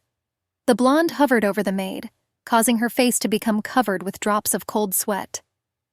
Lily knew that the innocence of the witch who was burned at the stake by the inquisitors did not matter. The girl realized that people simply needed someone to blame in order to vent their anger and gain satisfaction. The blonde knew that if you knew your enemy as yourself, then it was impossible to lose. The Duchess decided, instead of succumbing to her constant anger, to light her own fire. Lily knew that her friend inspired her to be so brave because she was no longer alone. For the Duchess, the maid was her only friend and ally and the one she was obliged to protect. It was because of this that the anger directed at Charlotte infuriated the blonde more than anything else. The blonde reminded Ayla that the proceeds from the sale of jewelry would not be enough to pay off her lover's debt. In a trembling voice, the maid asked her mistress what she meant. Lily explained that Serena stole the commander's golden item, and that she was the one who organized everything. The Duchess said that she allegedly knew that the brown-haired woman involved the thief as an accomplice in an attempt to frame Charlotte. In a trembling voice, Ayla said that she did not understand what the mistress was talking about. The girl claimed that she did nothing of the kind. Lily assured that she planned to pay off her lover's debts with money from the sale of the jewelry, but it was easier to use someone than to paint it herself. The maids in the hall began to whisper. The Duchess explained that she agreed to this because she needed money to feed 6 hungry mouths. With confidence, the blonde asked if she was right. Hanging over the criminal, Annabella asked if Isla really ordered her to commit a crime. Falling to her knees, the maid confirmed her mistress's assumption, explaining that she told her to steal something valuable from the commander. The green-haired girl claimed that she was simply following Ayla's orders. The maid said that without her, her brothers and sisters would die of hunger. The girl explained that her younger brother had recently fallen ill with pneumonia, and she could not afford the medicine on her salary. Serena begged you to forgive her. The woman quickly switched to the instigator and asked who her lover was. Mrs. Seymour clarified whether it was the brown-haired groom. Rolling her eyes, Lily realized that she definitely wouldn't answer honestly. The girl was engaged to a man whom Mrs. Seymour had selected for her. Due to the fact that Isla was from the same city as the previous Duchess, Mrs. Seymour treated her with such care that she decided to find her a groom herself. Lily suggested that the brown-haired woman, not having any feelings for her chosen one, had recently fallen in love with an actor from a traveling troupe. The blonde realized that if this had been a fleeting connection, it could have turned out much better. Lily knew that Ayla had recently found out that she was expecting a child with that man. Eventually, the maid secretly consulted the village doctor and she overheard the conversation. Having no other choice, the brown-haired woman planned to pay off the man's debts before running away. Noticing the tears on the maid's face, the woman asked what happened. Annabella promised not to scold her if she told the truth. With sobs, Ayla told what happened. Having hit the girl in the face, the mistress noticed that she was vulgar and vile. Seymour is furious that the future maid of the Valentino family not only slept with some tramp, but also became pregnant by him. Annabella sternly stated that Isla would be locked in her room and would not even leave until she allowed it. The woman told Serena that this also concerned her. Kneeling, the girl explained that she had made a mistake and pulled the mistress's skirt. Having accurately hit the dirty hand, the woman asked how she dared to touch her with her hands. Annabella ordered the maids to take the girls to their rooms and lock them up. The brown-haired woman looked after her colleagues in horror. The woman muttered through her teeth that she did not suspect that the blonde was so knowledgeable about the servants of the house. Smiling, Lily explained that as a mistress she was supposed to be aware of those who worked for her. The woman noticed that she was really busy. Annabella asked the maid to return the item to the commander. The woman asked Lily if she wanted to say anything else.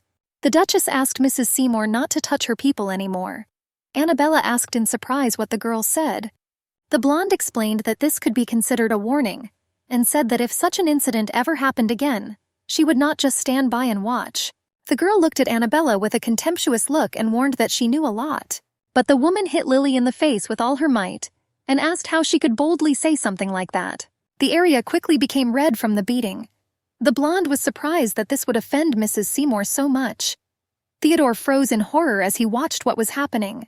The blonde burst into tears and turned to his lordship in a pitiful voice. Approaching his aunt, the brunette asked what all this meant. In a trembling voice, the woman explained to her nephew that this was not what he was thinking.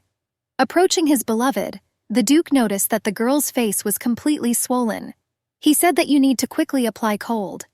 Lily assured that nothing serious had happened to her. Turning sharply to his aunt, the guy asked why she hit his wife. Annabella said in a trembling voice that there was a good reason for it. Hanging over the brown-haired girl, the guy reminded that under no circumstances is it acceptable to raise a hand against Lady Valentina, regardless of her position in this house. Theodore said that he sincerely hoped that this would not happen again. The guy reminded me that he didn't throw like the wind and asked me to keep this in mind. Lily wondered what would happen if something like this happened again. The Duchess was aware of the influence of women in this castle. Therefore, the husband did not take serious measures. Annabella begged him to listen to her. The Duke said that he was leaving with his wife. Mrs. Seymour watched her nephew go. While examining the lady, the doctor asked whether her cheek hurt badly. Covering her face with her hand, Lily assured that everything was fine. The brown-haired woman nervously asked the woman whether she should apply ice. Jane said that when the medicine takes effect, it is worth maintaining the compress 30 minutes before bedtime. The doctor suggested that this procedure would not need to be done the next day. The brown-haired woman explained that at the moment, her ladyship would not be able to take any medications other than those she had prescribed. Theodore's face darkened sharply. Watching her husband, the blonde could not understand why his face was so sharply distorted. Sharply opening the door, the maid crossed eyes with the brunette. The guy was very embarrassed. Taking out a gold medal from a small pocket, Charlotte handed it to him with a smile. The commander-in-chief awkwardly thanked the girl for her help. The brunette blushed and said that he had urgent matters to attend to and needed to go. Turning to the Duke, Charlotte heard rather unexpected words. Theodore sincerely thanked the girl for her hard work. Such praise made her heart burst out of her chest. The guy noticed that it was better for Lily to return to her room and rest. The Duke promised to take care of the rest. Looking down, the blonde said that Lady Albinus was waiting for him in the living room. The girl explained that she did not feel well, and was forced to rest and asked to convey her apologies to the guest. Theodore asked his wife not to worry about the guest, explaining that she needed a good rest. The guy wished his wife a good rest. After I left the room, the maid anxiously asked the mistress if her cheek hurt. Collapsed onto the soft bed, Lily assured that everything was fine and asked for a cup of hot tea. Soon a mug with a fragrant drink stood in front of the girl. With her eyes downcast, Charlotte said that she was waiting for the commander in his office and left 10 minutes later because he did not return. The girl suggested that the commander had to urgently accompany Theodore, who returned to the castle. Lily assumed that he had asked Charlotte to go to his office first. The girl was sure that he did not return after the promised time and her maid left. The Duchess assumed that the guy's affairs took longer than he expected, and then the theft occurred. Lily was sure that Serena and Ada sneaked into the office, and after they saw the maid, a plan matured in their heads. The girl was sure that by the time the commander returned to his place, the crime had already been committed. The blonde felt that if Jenna had not rushed to her with this news, Mrs. Seymour would have spanked Charlotte. Lily noticed that the woman wanted to beat Charlotte without any evidence. The Duchess admitted that just this thought made her blood boil. The brown-haired woman thanked the girl, explaining that she wanted to go to the garden and pick some flowers. The maid suggested that the lady would feel better as soon as she saw fresh plants. Soon on a small table there were bright yellow flowers that resembled the color of the sun. Delicate petals slowly fell onto the table. Lily asked the commander-in-chief if he had noticed anything suspicious at the time of the Duke's memory loss. The guy admitted that many monsters burst out of the crack that day. Lily informed the maid that they were finished. Very nervous, the brown-haired man asked if the lady would mind going for a walk next week. The Duchess noticed that the commander of the Knights was infatuated with Charlotte from the very beginning. The guy was very nervous waiting for an answer. But after the maid refused with a bow, he became very gloomy. The girl explained that she would be busy because she had to constantly be near her mistress. A barely noticeable smile appeared on the Duchess's face. The Duchess was wary, because rumors were spreading around the castle that Mrs. Seymour had slapped her in the face. Lily was sure that someone was secretly watching the incident. The girl knew that Ayla was expelled from the castle, and Serena received a probationary period. The blonde suggested that Theodore did not punish the culprit too harshly because she had fallen under the influence of Ayla. The brown-haired woman asked the mistress if she would respond to Albinus's letter. The girl assured that this was not necessary, since they would meet soon. Lily asked for another pink feather instead. The maid fussed around looking for a new item for the perfect look. Soon Charlotte carefully inserted a feather into her mistress's hat. The brown-haired woman nervously asked the Duchess if she needed anything else. The girl assured that this was enough and explained that it was time for them to hit the road. The workers bowed to see the lady off. The blonde smirked as she thought it was funny that Theodore would soon come to his senses and change his attitude again. Lily realized that her husband would not continue to show her favor. The girl walked with measured steps through the luxurious garden, accompanied by her friend. Bowing, Theodore offered to help Milady and asked for forgiveness for being late. The brunette carefully extended a helping hand to her. The Duchess hesitantly extended her hand to her husband.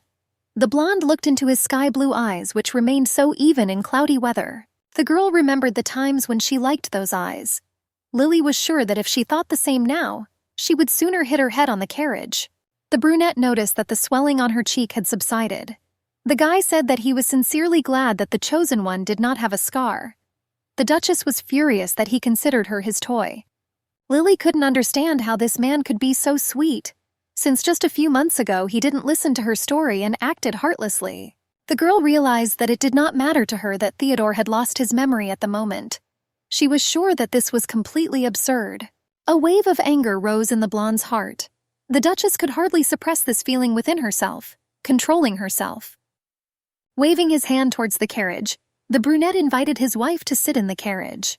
The Duke explained that he had chosen the more convenient one, and he assured that his beloved should not have any problems during the trip. The brunette helped her sit more comfortably. Entering the carriage, Lily noticed the presence of another person. The commander-in-chief said that he sat next to her just in case. The guy explained to her that he had to be there to protect the Duchess. When Charlotte opened the carriage door, she was taken aback to see an old acquaintance. Knocking on a small window, the woman said that if everyone is ready, then they go. An unexpected flash of bright magical energy blinded the blonde for several moments. Smiling, Charlotte handed her ladyship the gloves. The crew soon arrived at Ashridge Forest. It was a luxurious estate with a magnificent garden, surrounded by forest. Having hugged his chosen one by the waist, Theodore said that she should go there. Aristocrats began to discuss the veracity of the rumors and carefully observe the spouses. Lily was furious that the gossip had spread so quickly. The prince asked who would win this hunting festival. The brunette quickly noticed the guests of honor. The guy noticed that the Duchess looked even worse than last time, and she should take care of her health. Lily forced a smile and remembered that she had seen the prince last winter. In the kingdom of Francis, the summers were not too hot, but the winters were very cold. Temperatures remained at low levels until mid-April. The crown prince visited Valentino Castle at the end of March, when real cold reigned in the domain. On that visit, the brunette wanted to catch white-haired foxes from the forest to give the skins to the princess. As a result of the last hunt, Theodore gave the ruler 3 foxes out of the 6 he caught. The red-haired girl asked the Duchess if she could ride a horse. The new acquaintance carefully invited Lily to relax inside the estate. Smiling, the blonde assured that she would be fine. The Duchess sincerely thanked her for the concern on the part of Her Highness. The girl insisted on her own. She recalled that Duchess Valentino, if she is overtired, can say so at any time. Approaching his wife, Theodore complimented her image with a blood-red stone.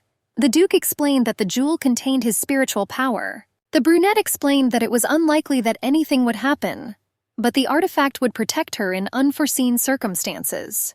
Lily lowered her bright eyes to the new accessory and discreetly thanked her husband. The aristocrats began to discuss that the Duke had indeed begun to care about his wife.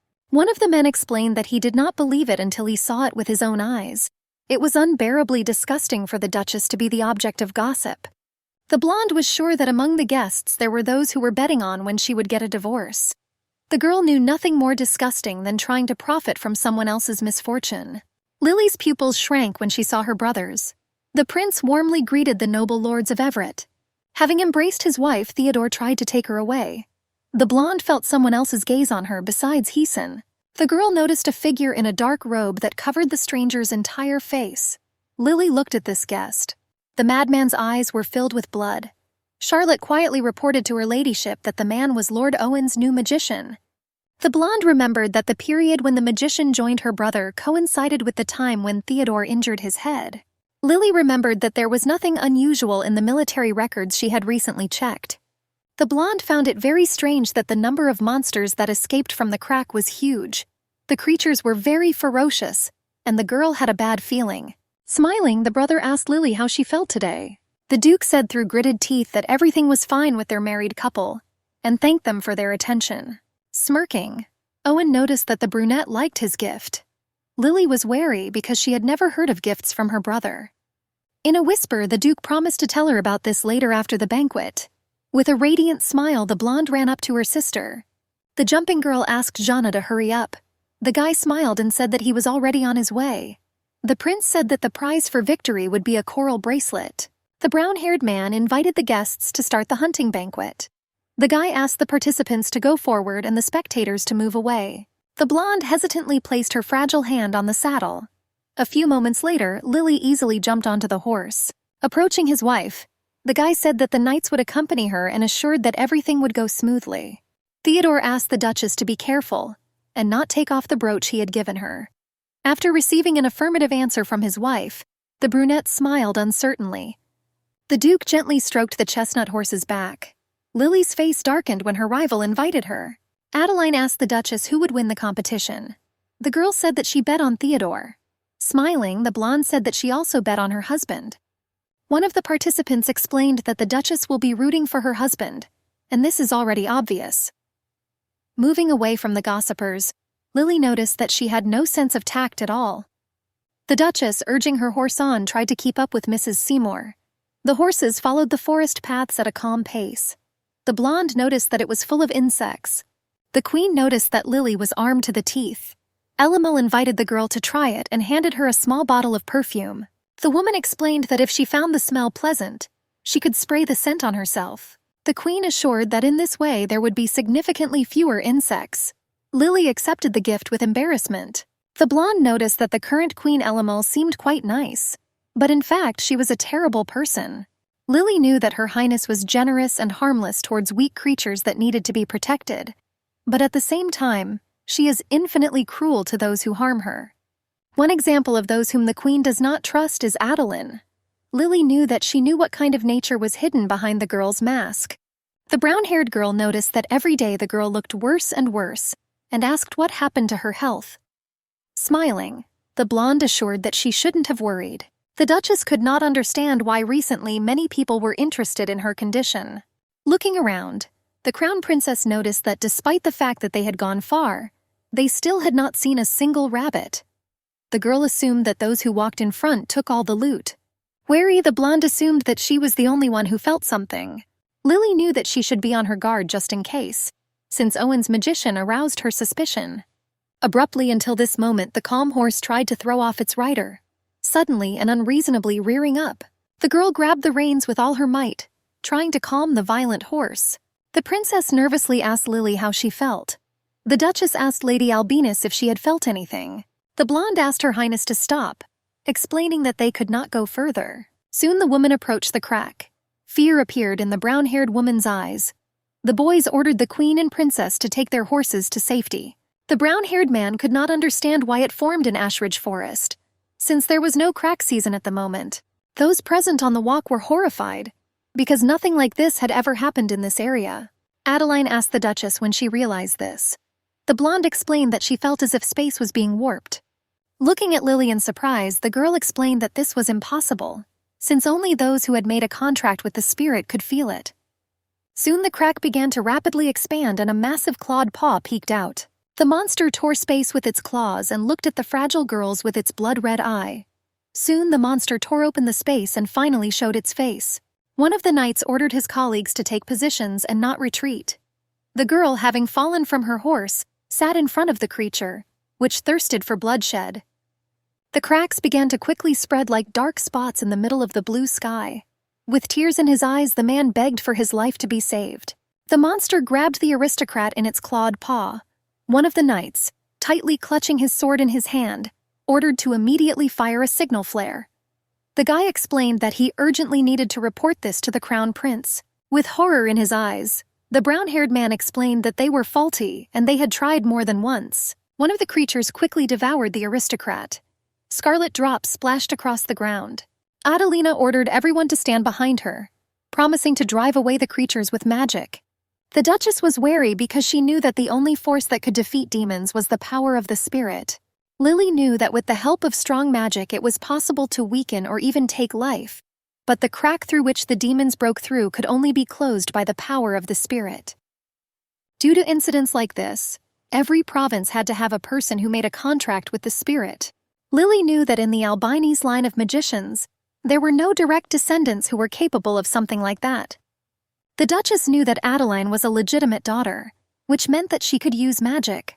The girl realized that resisting the monsters was not so easy. One of the aristocrats called out to the noble lady, asking if she could really do something like that. Lily couldn't believe her eyes when she saw the red color slowly enveloping her rival. The girl knew that the magical power changed color depending on the spell being cast. Red in most cases denoted attacking spells. Magical energy shot out like arrows towards the creatures. To the great regret of those present, the magic arrows reflected from the demon's head without causing any damage to him. The monster looked around at those present with his only ruby eye. Soon the demon let out a menacing roar and opened his mouth with many bloody fangs. The Duchess, in a panic, realized that the concentration of magical energy was too low. The monster extended its massive paw towards the queen. The blonde bravely defended those present using her body like a human shield. Lily covered those present with her body, but the magic pendant given by Theo sharply released blue energy. The girl noticed that most demons were afraid of the pure power of spirits. Clutching the pendant tightly, the blonde realized that its strength would not last long. Lily understood that she had to wait for help. In a trembling voice, the princess asked how long the blonde could hold out. She muttered through her teeth that she was not sure, and hoped that her strength would be enough at least until the arrival of a detachment of knights. Lily could not understand what kind of strange feeling was inside her soul. The Duchess was not frightened or disturbed by this. The girl realized that her power was trying to help.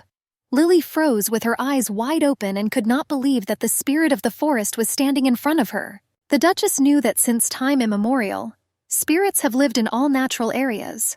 The blonde knew that in the ancient forests, there were many tree spirits that formed a special colony.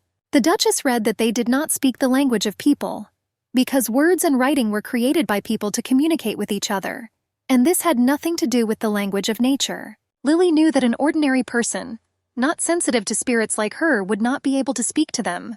A gentle voice asked the girl if she needed help. The Duchess froze, not understanding what was happening. For a few moments, the blonde plunged into a completely different forest, which was full of calm. A few moments later, Lily woke up in her reality. The girl begged the spirit to lend her that power. The roots of the trees began to quickly wrap around the body of the creature, splashing their blood. Adelina stood frozen and watched in amazement as the creatures died one after another. The girl quickly retreated so as not to stain her soft pink dress with splashes of scarlet liquid. The Duchess's consciousness began to rapidly become cloudy. The girl was surprised that she lasted so long. Lily felt as if she was not just losing consciousness, but as if someone was dragging her. Snatches of phrases reached the girl very vaguely. Hanging over the mistress, the brown-haired woman asked if she had woken up. Lily asked in a hoarse voice to bring her a glass of water. Theodore could not find a place for himself sitting outside the room. As soon as Charlotte informed the gentleman that the girl had woken up, he suddenly jumped up and moved towards his wife. Theodore asked his beloved if she was feeling better. The blonde couldn't believe that he could genuinely care about her. The girl nervously asked how long she spent unconscious and whether the others were safe.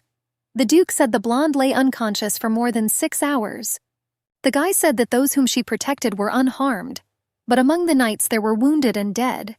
He said that there were losses in the units of all aristocratic families, but most of all, the royal knights and Valentino's guards suffered. The blonde was aware that there was a memorial service to take place and she had to attend. She stood up unsteadily on shaking legs. Theodore asked his wife to lie down and rest. The Duchess assured that she was perfectly fine. The guy continued to insist on his point. Lily snapped coldly that she was fine. After some time of such arguments, the blonde lost her temper and, breaking into a scream, asked why the hell he contradicted her. The girl explained that this was her duty as a representative of the Valentino family. Lily told her husband that they would see each other at the wake.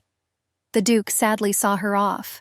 Dark clouds covered the sky, and a gusty wind tore off the leaves of the trees. The weather seemed to predict that this was the calm before the storm. The Duke knelt at the monument to fallen soldiers. The guy put a small basket on the stove in memory of the heroes.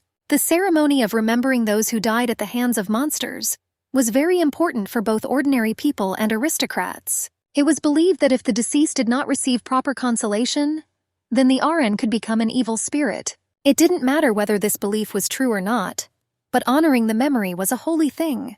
Lily glanced briefly at her brother, who had a smirk on his face.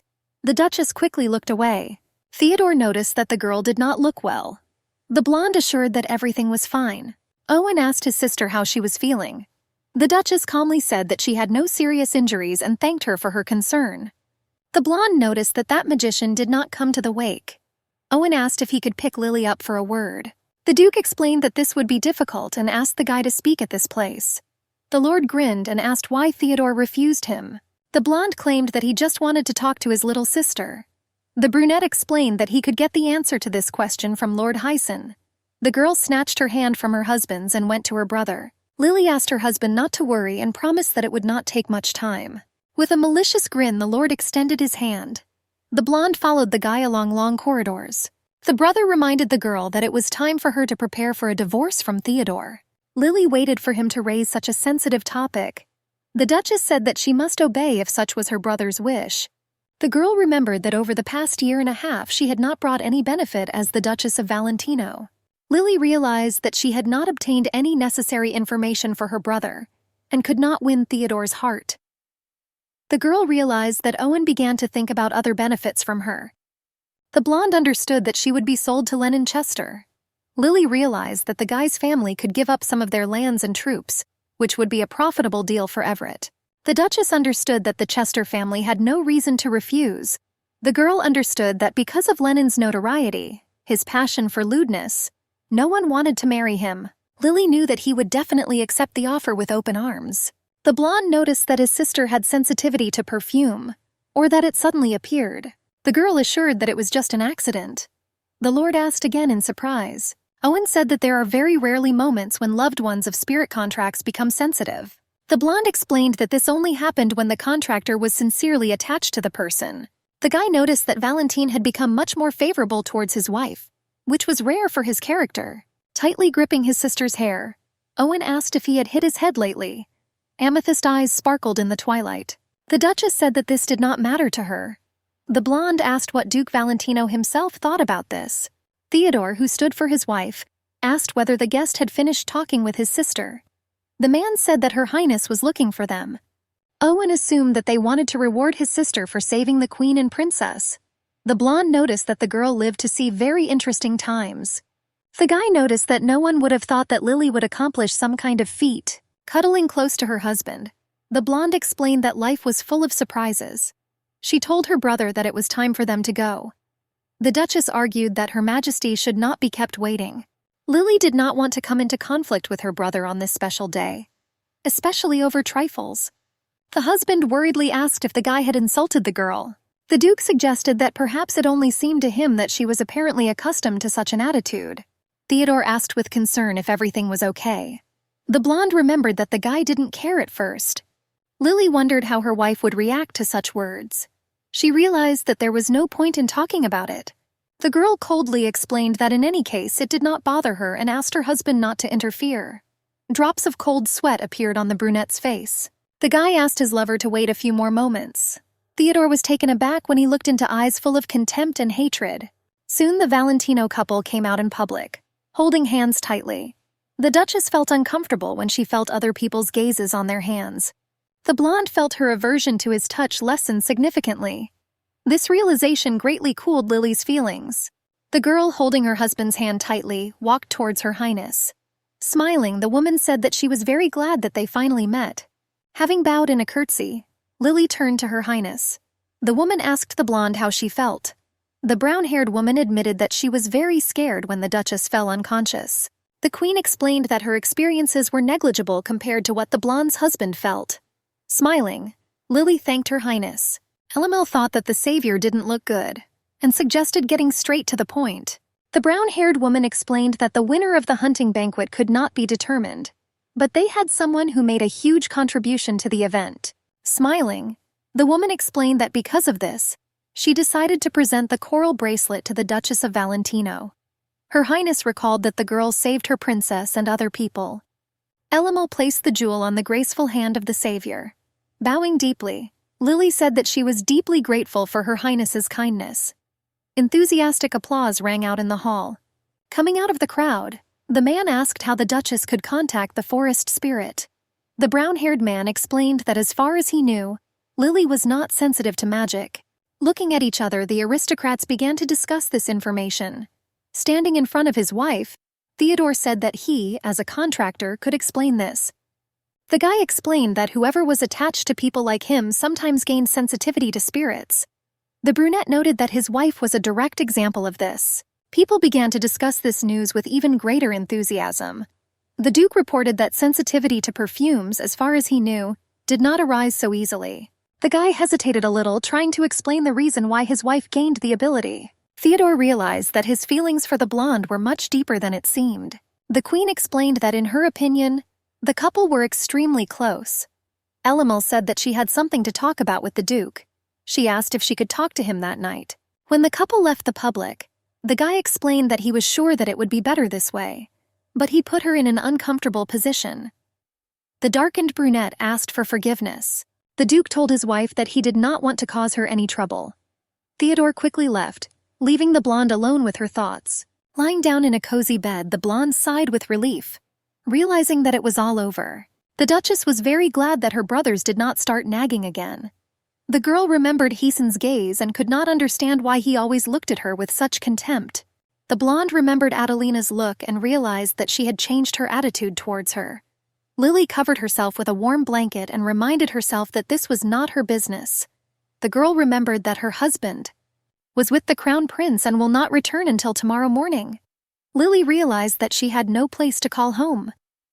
Moonlight penetrated the room. The incense in the bowl burned. The Duchess dreamed that the spirit of the forest helped her fight the creature. The girl jumped up sharply from her soft bed and looked around. Realizing that everything was fine, the blonde decided to drink a mug of hot tea. The Duchess looked out the window and saw something suspicious. Sitting near the window, the blonde carefully watched the clot of magical energy. The sharp creak of the door behind her made the blonde flinch. Tired after negotiations, Theodore tenderly whispered his beloved's name. The Duke explained that he went for a walk to sober up, however. Without finishing, the brunette fell into the arms of his beloved.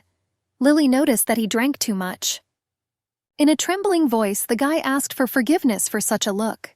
Theodore said that he felt that he would not be able to sleep that day, and would not be able to control himself. Before the Duke's eyes there was a picture of how many warriors fell due to a crack that suddenly appeared. The forest clearing where the battle took place was drenched in blood. With dissatisfaction, the Duchess muttered that nothing more needed to be said. The girl asked her husband if he could get up on his own. Lily sat not far from the guy, carefully peering into his exhausted face. The girl assumed that she must have heard something after the hunting banquet. The Duchess asked what gift her elder brother had sent her. Rolling his eyes, Theodore said that there was nothing special in the gift, and he just sent some strange picture. The guy said that Derek checked and said that there was no suspicious magic. The brunette said that now that gift was in the warehouse. Lily thought about it, because she knew that Owen was one of those who did things with a specific purpose. The girl understood that her brother was probably up to something. Theodore reported that the Lord had sent a bottle of strong alcohol. The blonde asked her husband if he drank the contents. The guy assured that he threw away the gift. The Duchess asked with uncertainty whether her husband remembered at least something about Owen or Hyson. Lily remembered that the brunette had partially or completely forgotten the people who were associated with her. The blonde remembered that the Duke could not remember Charlotte. Covering his face with his hand, Theodore explained that he remembered that those guys were supposedly his beloved's half-brothers. The brunette noticed that they were very angry, unlike her. Lily recalled that she was also from the Everett family. The Duke explained that everything is not as she thinks. The girl stood up abruptly and headed towards the cabinet. She abruptly opened one of the drawers and handed Theodore a small box and asked him to take the jewelry. A little confused, the Duke asked his beloved why she gave him a magical instrument. Lily recalled that Arendelle's coral bracelet contained powerful magic that could quickly restore the wearer's wounds, even if they were deep and deadly. The blonde understood that the magical item was only a tool to heal physical injuries, so he would not be able to restore his memory. The girl explained that she did not need the artifact.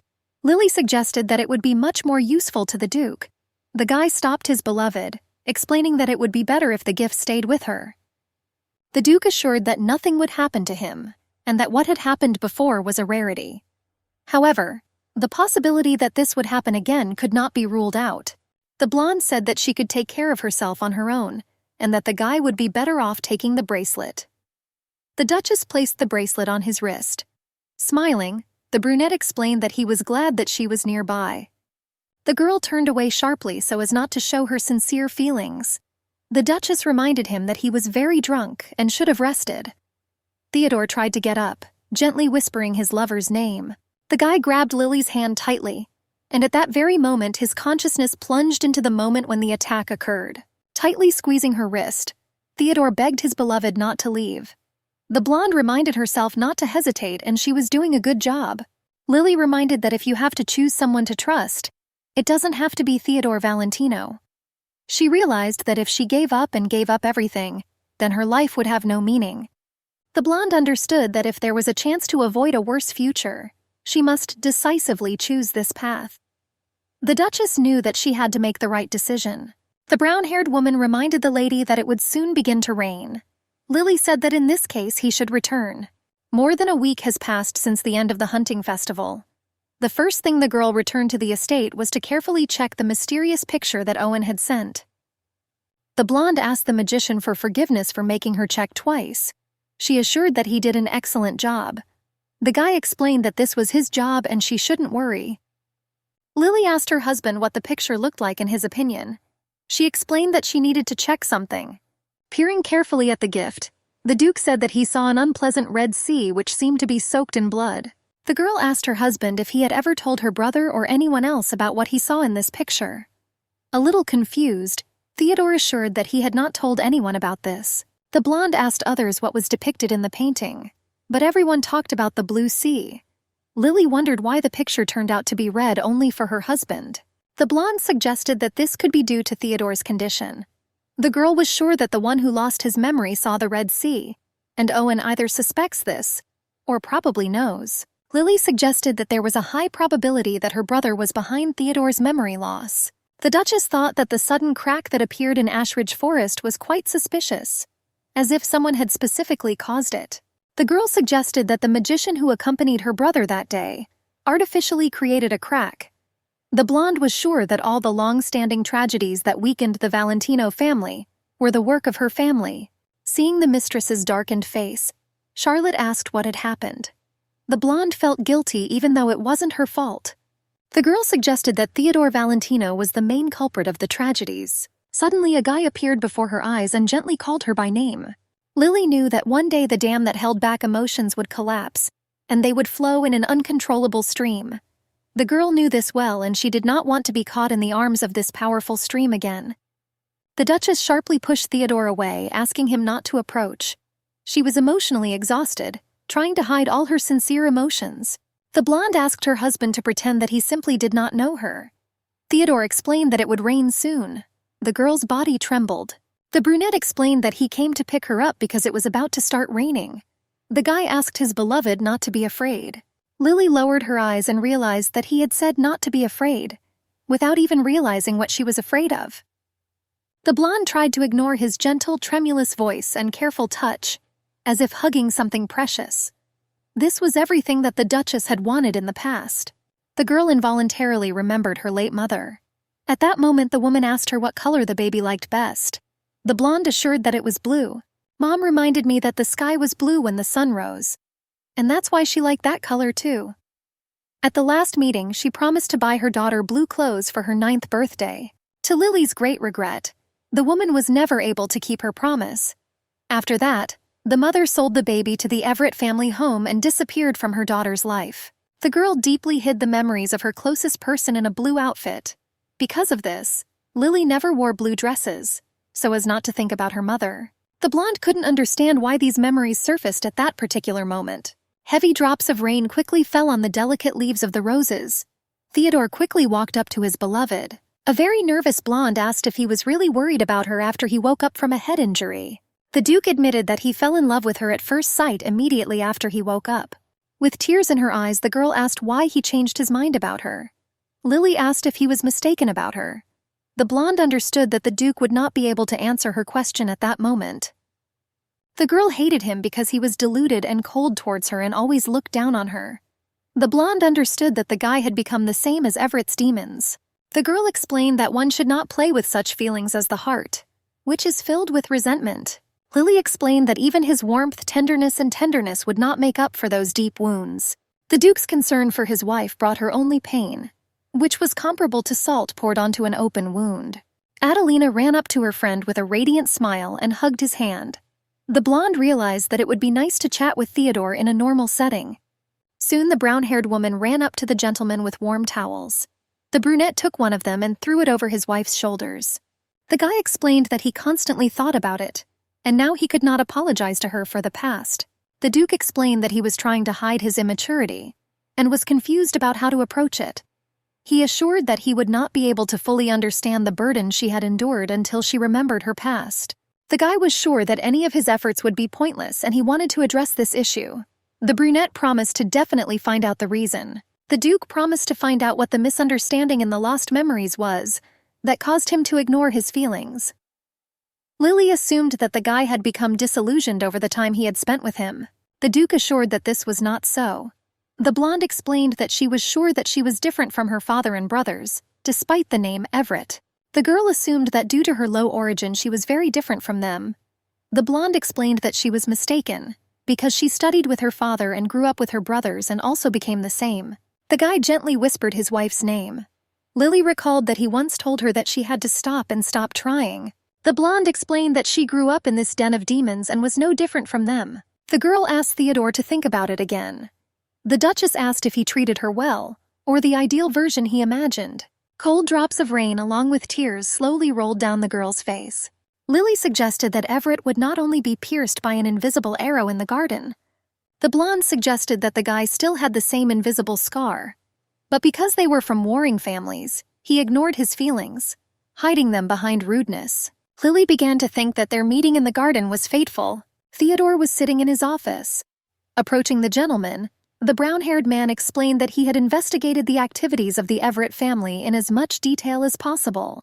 The knight handed the gentleman a small package. He unfolded the document and the Duke grinned. Brown noticed that there was indeed a war going on between the Everett sons. Theodore noted that judging by the contents of the document, Heisen had an inferiority complex towards his older brother. The guy realized that it wouldn't be difficult to accumulate dirt on the guy. But Owen was completely different. The blonde was a control freak and obsessed with his possessions. The guy explained that with such people, it is better to carefully consider the choice of bait, and you should not provoke them too much. The Duke was sure that this could turn against them. Looking at the paper, he realized that collecting dirt on the Everett family was tantamount to disturbing a beehive. Theodore asked the knight what his aunt was doing, since the woman often left the house as soon as he married Lily. The guy asked the subject to find out where the woman was all this time, who she was meeting with and what she was doing. Bowing, the brown-haired man assured that everything would be done in the best possible way. The knight asked why the brunette asked to investigate Miss Seymour's past actions. Smiling, Theodore explained that the woman was the main suspect. With surprise, the subject asked the master what he meant. The brunette explained that his aunt was good at something. When he was still little, long before the death of his parents, a woman was already doing something similar. The guy explained that adults were sure that children do not remember what is difficult for them to understand. The Duke assured that everything was not like that at all, and sometimes even little things were put off in his head. The guy said that he clearly remembered what his aunt did a long time ago. Over time, he was able to figure it out. Theodore explained that Miss Seymour was inciting conflicts. The guy asked the subject to think carefully, because there was a woman who wanted to become a duchess. But this place was already taken. The Duke asked Carmen what he would do in the woman's place. Rolling his eyes, the brown-haired man explained that he didn't want to become a duchess, so he didn't know the correct answer. Theodore sighed heavily and asked the guy to simply imagine what he would do.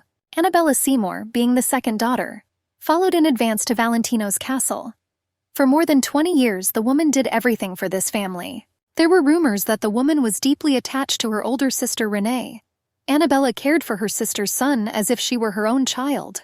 Despite the fact that the brown-haired woman certainly loved and appreciated her sister, she at the same time envied her. He asked what sense it made considering Theodore his own son. For several moments there was silence in the office. The Duke allowed Carmen to go because he needed to rest. Bowing, the brown-haired man accepted the order. Walking along the long corridors, the knight realized who the woman was who dreamed of becoming a duchess. The bright rays of the sun illuminated the painting, which was dedicated to Duke Valentino. Theodore realized that even though he had told Carmen this, he still doubted something. The brunette wondered why he didn't suspect anything if his aunt was really the instigator. The Duke clung tightly to the majestic portrait of his late brother. Theodore wondered what he would have done in his place. Before his death, his brother always told the young guy the right path. After the brunette finished his monologue, he felt something pop up in his foggy memory. Holding his head, which was splitting from the flow of information, Theodore suggested that everything in his head was blurring like a fog due to gaps in his memories. Walking along the corridors, the blonde was surprised at how much moralizing she received because she was caught in a little rain. Lily wondered if Jane was taking on too much responsibility. When the blonde saw her husband, she immediately noticed that he looked unwell. Quickly approaching Theodore, the girl asked if he was okay. The blonde placed her hand on his shoulder with concern and asked what was wrong. A small shiver ran through Lily's body as she looked into his empty sky-blue eyes. The Duke carefully asked his wife what she was doing in the corridor. The girl explained that she had come to see Dr. Soff. Lily couldn't understand why her husband's face seemed as merciless as before. The girl understood that the chilling gaze, the harsh and prickly tone, the wary, detached manner were not something special for the former Theodore before memory loss. The girl realized that in the end everything turned out that way. The blonde understood. The efforts were useless as they returned to their original position again. Someone sharply called out to the girl, causing her to flinch. Theodore, with cold sweat on his face, asked his beloved what had happened. The blonde pretended that everything was fine. At that moment, Lily realized that she was wrong and this could not happen. The girl explained that if he was standing in the corridor, then he was in the room with portraits. Confused, the brunette explained that he needed to think about something. An oppressive silence hung between the spouses. The Duchess asked if they should return to their rooms. Theodore asked the blonde if she painted portraits. The guy explained that it seemed to him that she only painted landscapes and still lifes. After hesitating a little, the blonde suggested that he came into her room when she was not there. Frowning, Lily reminded him that despite the fact that they were spouses in public, he could not enter the Duchess's chambers without her permission. Bowing his head, the guy explained that it was unforgivable on his part. The brunette tried to justify himself, but Lily asked not to take it into account and turn it all into a joke. The couple walked in silence along the long corridors. The girl said that she would go first, as Dr. Sof had given her some instructions. Theodore asked for forgiveness, explaining that he should not have detained his beloved. The blonde noticed that the Duke also looked tired and asked him to rest. In parting, Theodore asked his wife to protect herself. The Duchess wondered what her husband might be thinking about in the room with portraits. Walking quickly along the long corridors, the blonde realized that she could not ask directly. Lily realized that she would be busy as always, and there was no point in flying in unexpectedly without warning. With a smile, the brown-haired woman walked through the corridors, realizing that she had managed to find a lot of sharp medicinal herbs. The woman sincerely hoped that they would help the Duchess. Jane, entering the room, was sure that the girl was still sleeping. After the doctor entered her office, horror appeared on her face. The woman clenched her teeth tightly and asked if she was claiming that the Duchess's medical records had not been stolen. The Duke asked again to see if the door was closed in this way. In a trembling voice, the woman claimed that it was well locked, but when she returned, the door was open. The brunette was wary, because the documents described in detail the state of his beloved's health and a list of foods that should not be eaten, from inappropriate food to poisonous herbs. The guy noticed that the hospital was in real chaos, as if a thief had been in the room. Theodore noticed that the money, jewelry, and lists of medicines with account books were in place. The Duke realized that the thief's target was only his wife's medical records. The brunette tried to understand how a thief could get into Dr. Sof's hospital. Having thought about it, the guy realized that there was a high probability that it was someone from the castle, and decided to start by searching the servants. The butler began to carry out his master's instructions. Bowing, the girl said that Annabella was urgently looking for the gentleman. The brunette couldn't understand why she was so worried right now. The guy told the head butler to say that he would have to postpone it. Theodore explained that he needed to immediately go to his aunt. The Duke asked Jane to follow him. Entering the brown-haired woman's office, the guy asked the doctor to wait there. She obeyed the Duke. Seeing his wife, the guy could not understand what she was doing in this place. Lily sat with her eyes downcast. The Duke asked what business his aunt had called him for. Annabella coldly asked her nephew who the woman was who came with him. The guy explained that the brown-haired woman was Lily's attending physician. The brunette explained that he headed here immediately after he heard about what happened in her office. The brown-haired woman, gloomily, asked how Theodore could hide from her that Lily Everett was barren. The woman coldly explained that she was still going to say that she was the one who took the medical records. The brown-haired woman noticed that her daughter-in-law's health was not good, but he kept avoiding it. She was furious that the Duke had not even consulted her. Mrs. Seymour believed that her nephew was hiding something from her. She insisted that Dr. Sof was unlikely to show the records, so she ordered a search of the hospital. Theodore said that his wife's infertility has not yet been proven. The woman threw the documents on the table and asked if he was in his right mind. Annabella asked if he had forgotten about his duties as head of the clan. The brown-haired woman added that the girl was the daughter of the Everett family. The woman coldly noted that even if Lily was truly barren, the current Duke would still protect her. Theodore reported without a drop of doubt that his aunt was right. The brunette couldn't understand why he pushed the girl away, ignoring his feelings. The guy realized that he had come face to face with his feelings after losing his memory. Theodore said through clenched teeth that this did not mean that he was abandoning his duties as head of the clan. Infertility could be a valid reason for divorce in an aristocratic society. For aristocrats, there was nothing worse than not being able to produce an heir. When Miss Seymour began discussing infertility, the first thing she thought about was that it didn't matter. Lily saw no point in having a child in such an unstable situation. The Duchess did not want to pass on her misfortune to the child. The blonde suggested that her responsibility was to not have children. It didn't matter to Lily whether Theodore would protect her or not. The woman told her nephew that she did not expect to hear such a thing from him. Annabella was furious that the Duke connected his life with the illegitimate child of the Everett family, and besides, the girl herself was barren. Lowering his eyes, the guy said that he understood his aunt's concern. Theodore noticed that, looking back at recent events, it could not be denied that the brown-haired woman had lost her composure. The Duke recalled that she openly insulted the Duchess. Theodore asked if it was for the sake of their family. The pale woman asked how he dared to ignore her contribution. She asked if he doubted the Everett family. And she reminded me that the death of my sister and brother-in-law was an accident. But Camille's death was very suspicious. And she asked if this was why the guy continued the investigation. Clench your fists tight, guy. Wondered if his aunt was trying to use his brother's death to justify her intentions.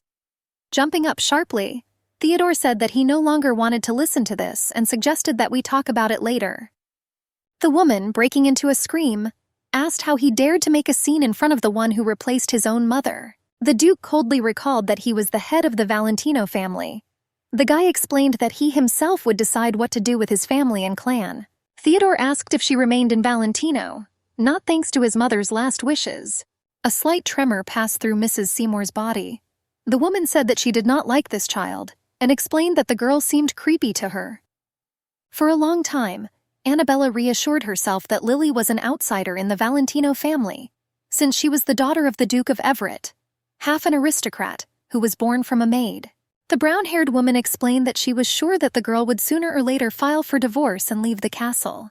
The Duke remembered that from the moment Lily arrived at the castle, his aunt told him about a divorce as soon as their family grew stronger. The woman often said that Lily could not initially become a member of their family. The brunette obediently agreed, explaining to the woman that she shouldn't have worried about it. The brown-haired woman had no intention of accepting the girl into the family. Annabella was very infuriated that the blonde, despite low birth, behaved like a duchess, and also dared to charm the head of the family. Mrs. Seymour was sure that Lily did not have a drop of the dignity of a noble lady. The brown-haired woman was amazed that even when they found out about infertility, the girl showed incredible impudence. The woman seemed disgusted by the expression on the Duchess's face and the look that seemed to mock her. Annabella understood that Valentino's territory and fortress was a precious matter that she had been caring for so long. The woman went crazy, realizing that her position was no different from the mistress of the duchy.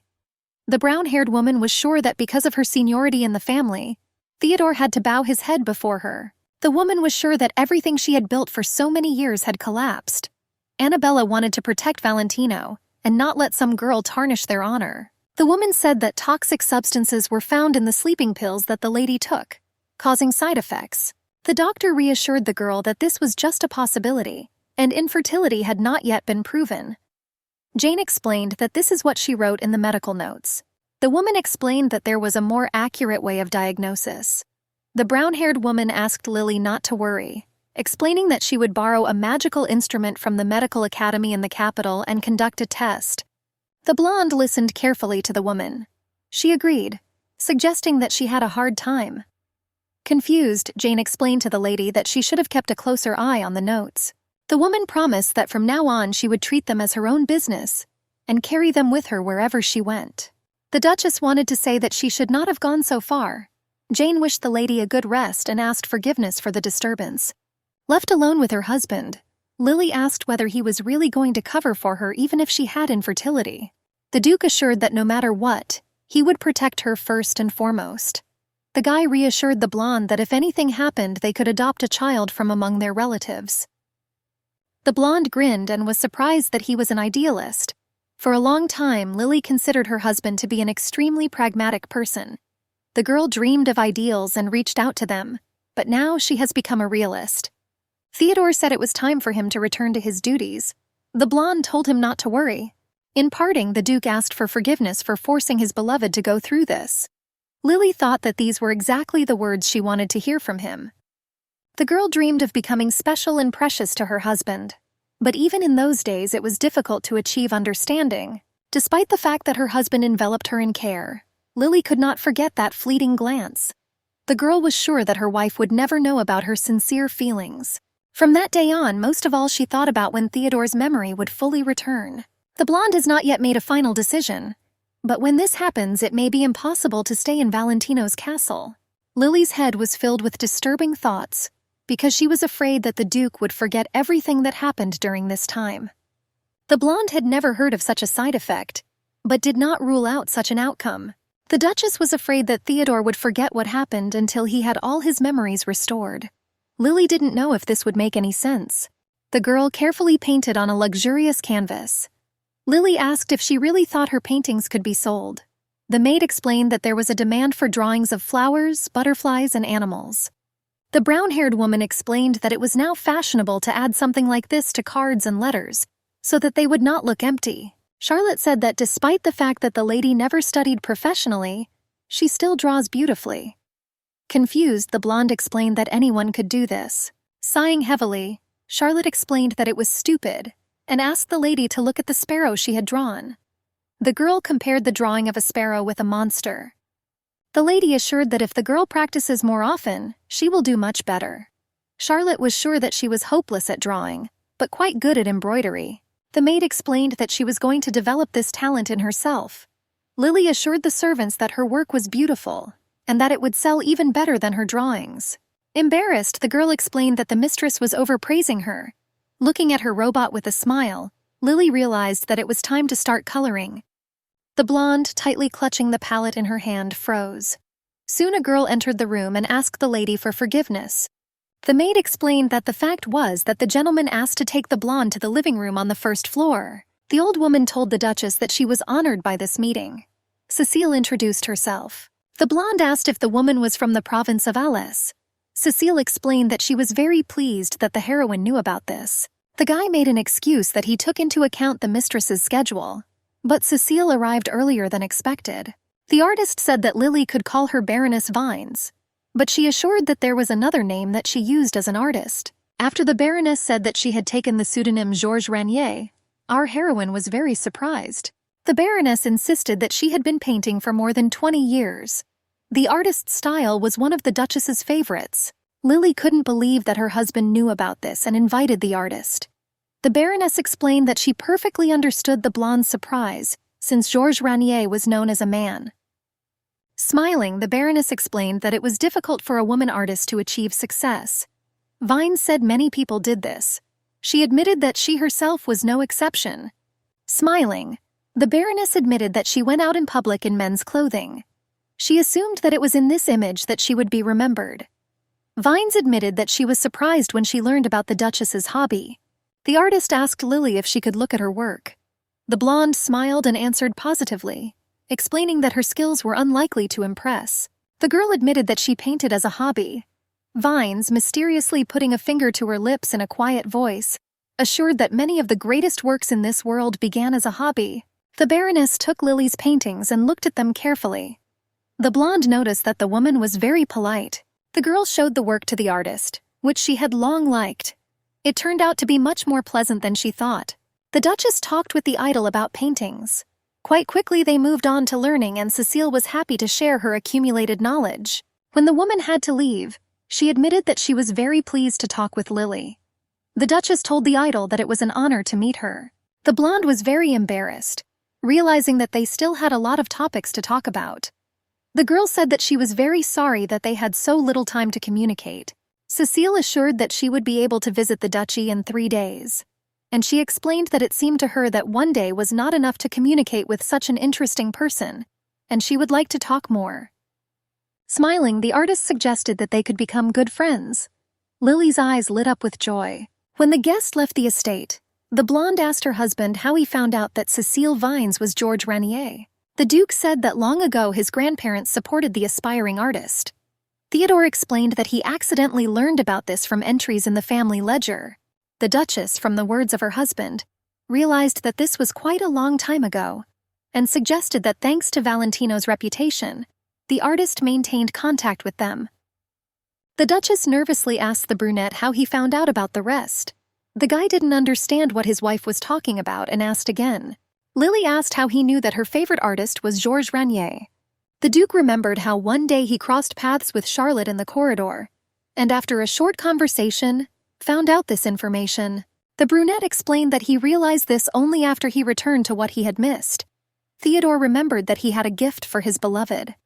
The guy extended his hand to the blonde and asked her to follow him. Taking the Duchess to the door, the brunette asked if she wanted to open it. Hesitantly taking hold of one of the handles, Lily opened the room. The girl couldn't believe her eyes. In front of her was a huge art workshop. Turning to the Duke, the blonde asked when he had time to prepare everything. The guy explained that a lot of time had passed, and he was constantly thinking about when to tell his wife about this. Theodore explained that he was afraid of making the wrong choice again. He assured that he wanted Lily to be happy. and this place became a personal space where nothing would be associated with the name of Valentino. Theodore asked whether his wife would accept his modest wish. The blonde looked at every little detail in her workshop with delight. The girl tried to remember how many people prepared gifts for her from the bottom of their hearts. The Duchess realized that everything she received by living under the name Everett was just a formality. The girl vaguely remembered a doll that her mother gave her when she was very little, sewn from scraps. Lily wondered if there was a soul put into the toy. When the lady met Charlotte, she realized that the flowers that she often picked for her, the lace that she carefully wove, and the embroidered handkerchiefs she embroidered had a lot of heart in them. Lily felt similar emotions from Theodore's gift. The girl had no idea that such a day would come. The blonde, turning gloomy, told her husband that he would regret this moment. The Duke explained to his wife that his answer had not changed since that day. Lily noticed that the guy's gaze was clear and without the slightest hesitation. The girl realized that Theodore's eyes were clear, unwavering and honest, like the ideal she had strived for in childhood. From early childhood, the Duchess dreamed that a man with such a look would appear and save her from endless nightmares. Lily realized that at a certain point she broke down and began to change, eventually turning into the current version of herself. The blonde felt that after meeting Theodore she came to life again as that little Lily Everett who longed for salvation. The girl decided to extend her hand to him, because she was sure that a man with such a look would definitely save her. The blonde didn't want to believe it, because she knew that as soon as the guy's memory returned, he would forget all these days that were like a mirage. Lily had no intention of opening her heart to him again. The Duke gently whispered her name, explaining that he did not think that she would start crying. The caring guy wiped the tears from her refined face. The girl explained that she burst into tears with excitement and thanked her for the gift. Theodore asked his lover if she could look for a moment, and taking the jewelry out of his pocket, Theodore explained that it belonged to his late brother, and he taught his younger brother to tell fortunes on a coin. The brunette explained that his brother said that the result of a throw depends on luck, and luck depends on the will of God. A few moments later, the coin was spinning in the air. The brunette asked if the girl remembered asking him if he would regret it. Having opened the coin after tossing, the guy said that the answer was negative. Theodore assumed that if his older brother were alive, he would certainly reprimand him for his cold attitude towards the blonde in the past. The guy said that his brother had a much gentler and kinder character, and would be an impeccable head of the family, earning the respect of all residents of the domain. The Duke assured that he himself was distinguished by harshness and increased emotionality. Therefore, he believed that he was unable to fill the void left in the duchy after the death of his elder brother. With a heavy heart, Theodore said that now this responsibility lay entirely with him. The Duke said that he perfectly understood the feelings of his wife, who hated and blamed him. The brunette suggested that his request might seem impertinent. The Duke asked Lily for a chance to help to end her suffering. The brunette explained that he wanted to look forward to a future together. Lily could not understand how her husband could be so sure, because she could hear his heartbeat in this quiet room. The blonde understood that the trembling in her chest would one day subside. Lowering her eyes, the Duchess promised to try to trust her husband. Even though Theodore didn't say anything, the warmth in his fingertips betrayed his feelings. The girl understood that if these were fleeting memories, then it would not be difficult to agree. At this moment, the sun was slowly setting behind the horizon, and bright rays streamed through the transparent windows. This sunset seemed incredibly bright and beautiful to Lily. There was a bustle around the majestic buildings. Hearing footsteps behind her, Adeline told Mrs. Seymour that she was sure that she would not come. The brown-haired woman's face was calm and a little gloomy. The woman sat down on the bench opposite Adeline. Annabella noticed that they had not seen the lady for a long time. Confused, the girl asked to address her as before. Adeline recalled that they were only the two of them in the huge hall. The lady thanked Adele and asked her if news had reached her about the incident at the hunting festival. The woman was surprised that a crack had appeared in Ashridge Forest.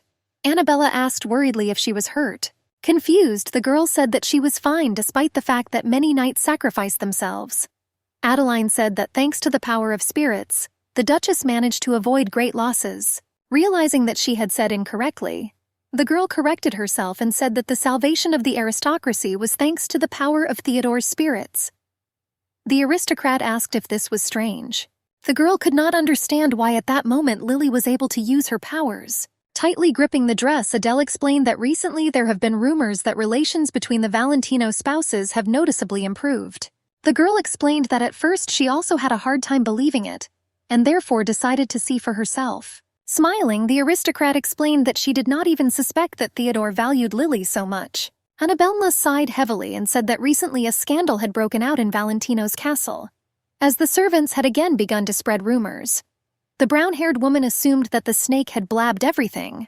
Adele remembered that one day Lily was in a hurry somewhere, but it turned out that it was just because of her personal maid. The girl noticed that the Duchess treated everyone with special compassion, since her mother was a servant. The aristocrat admitted that when she first saw Lily, she seemed to her like a fragile petal, ready to fall apart at any moment. The girl explained that it seemed to her that just one touch could take the Duchess's life. The aristocrat noticed that over time the Duchess began to desperately defend herself. The brown-haired woman reminded the girl that she was Theodore's childhood friend. Annabella asked if she wanted to see how the Duke became close to the maid's daughter. The girl assured that the Duke was her closest friend. Placing her hand on her chest, Adele asked who could help him, if not her. The aristocrat tried to convince herself that Theodore only needed her. The girl understood that only she could understand her true feelings.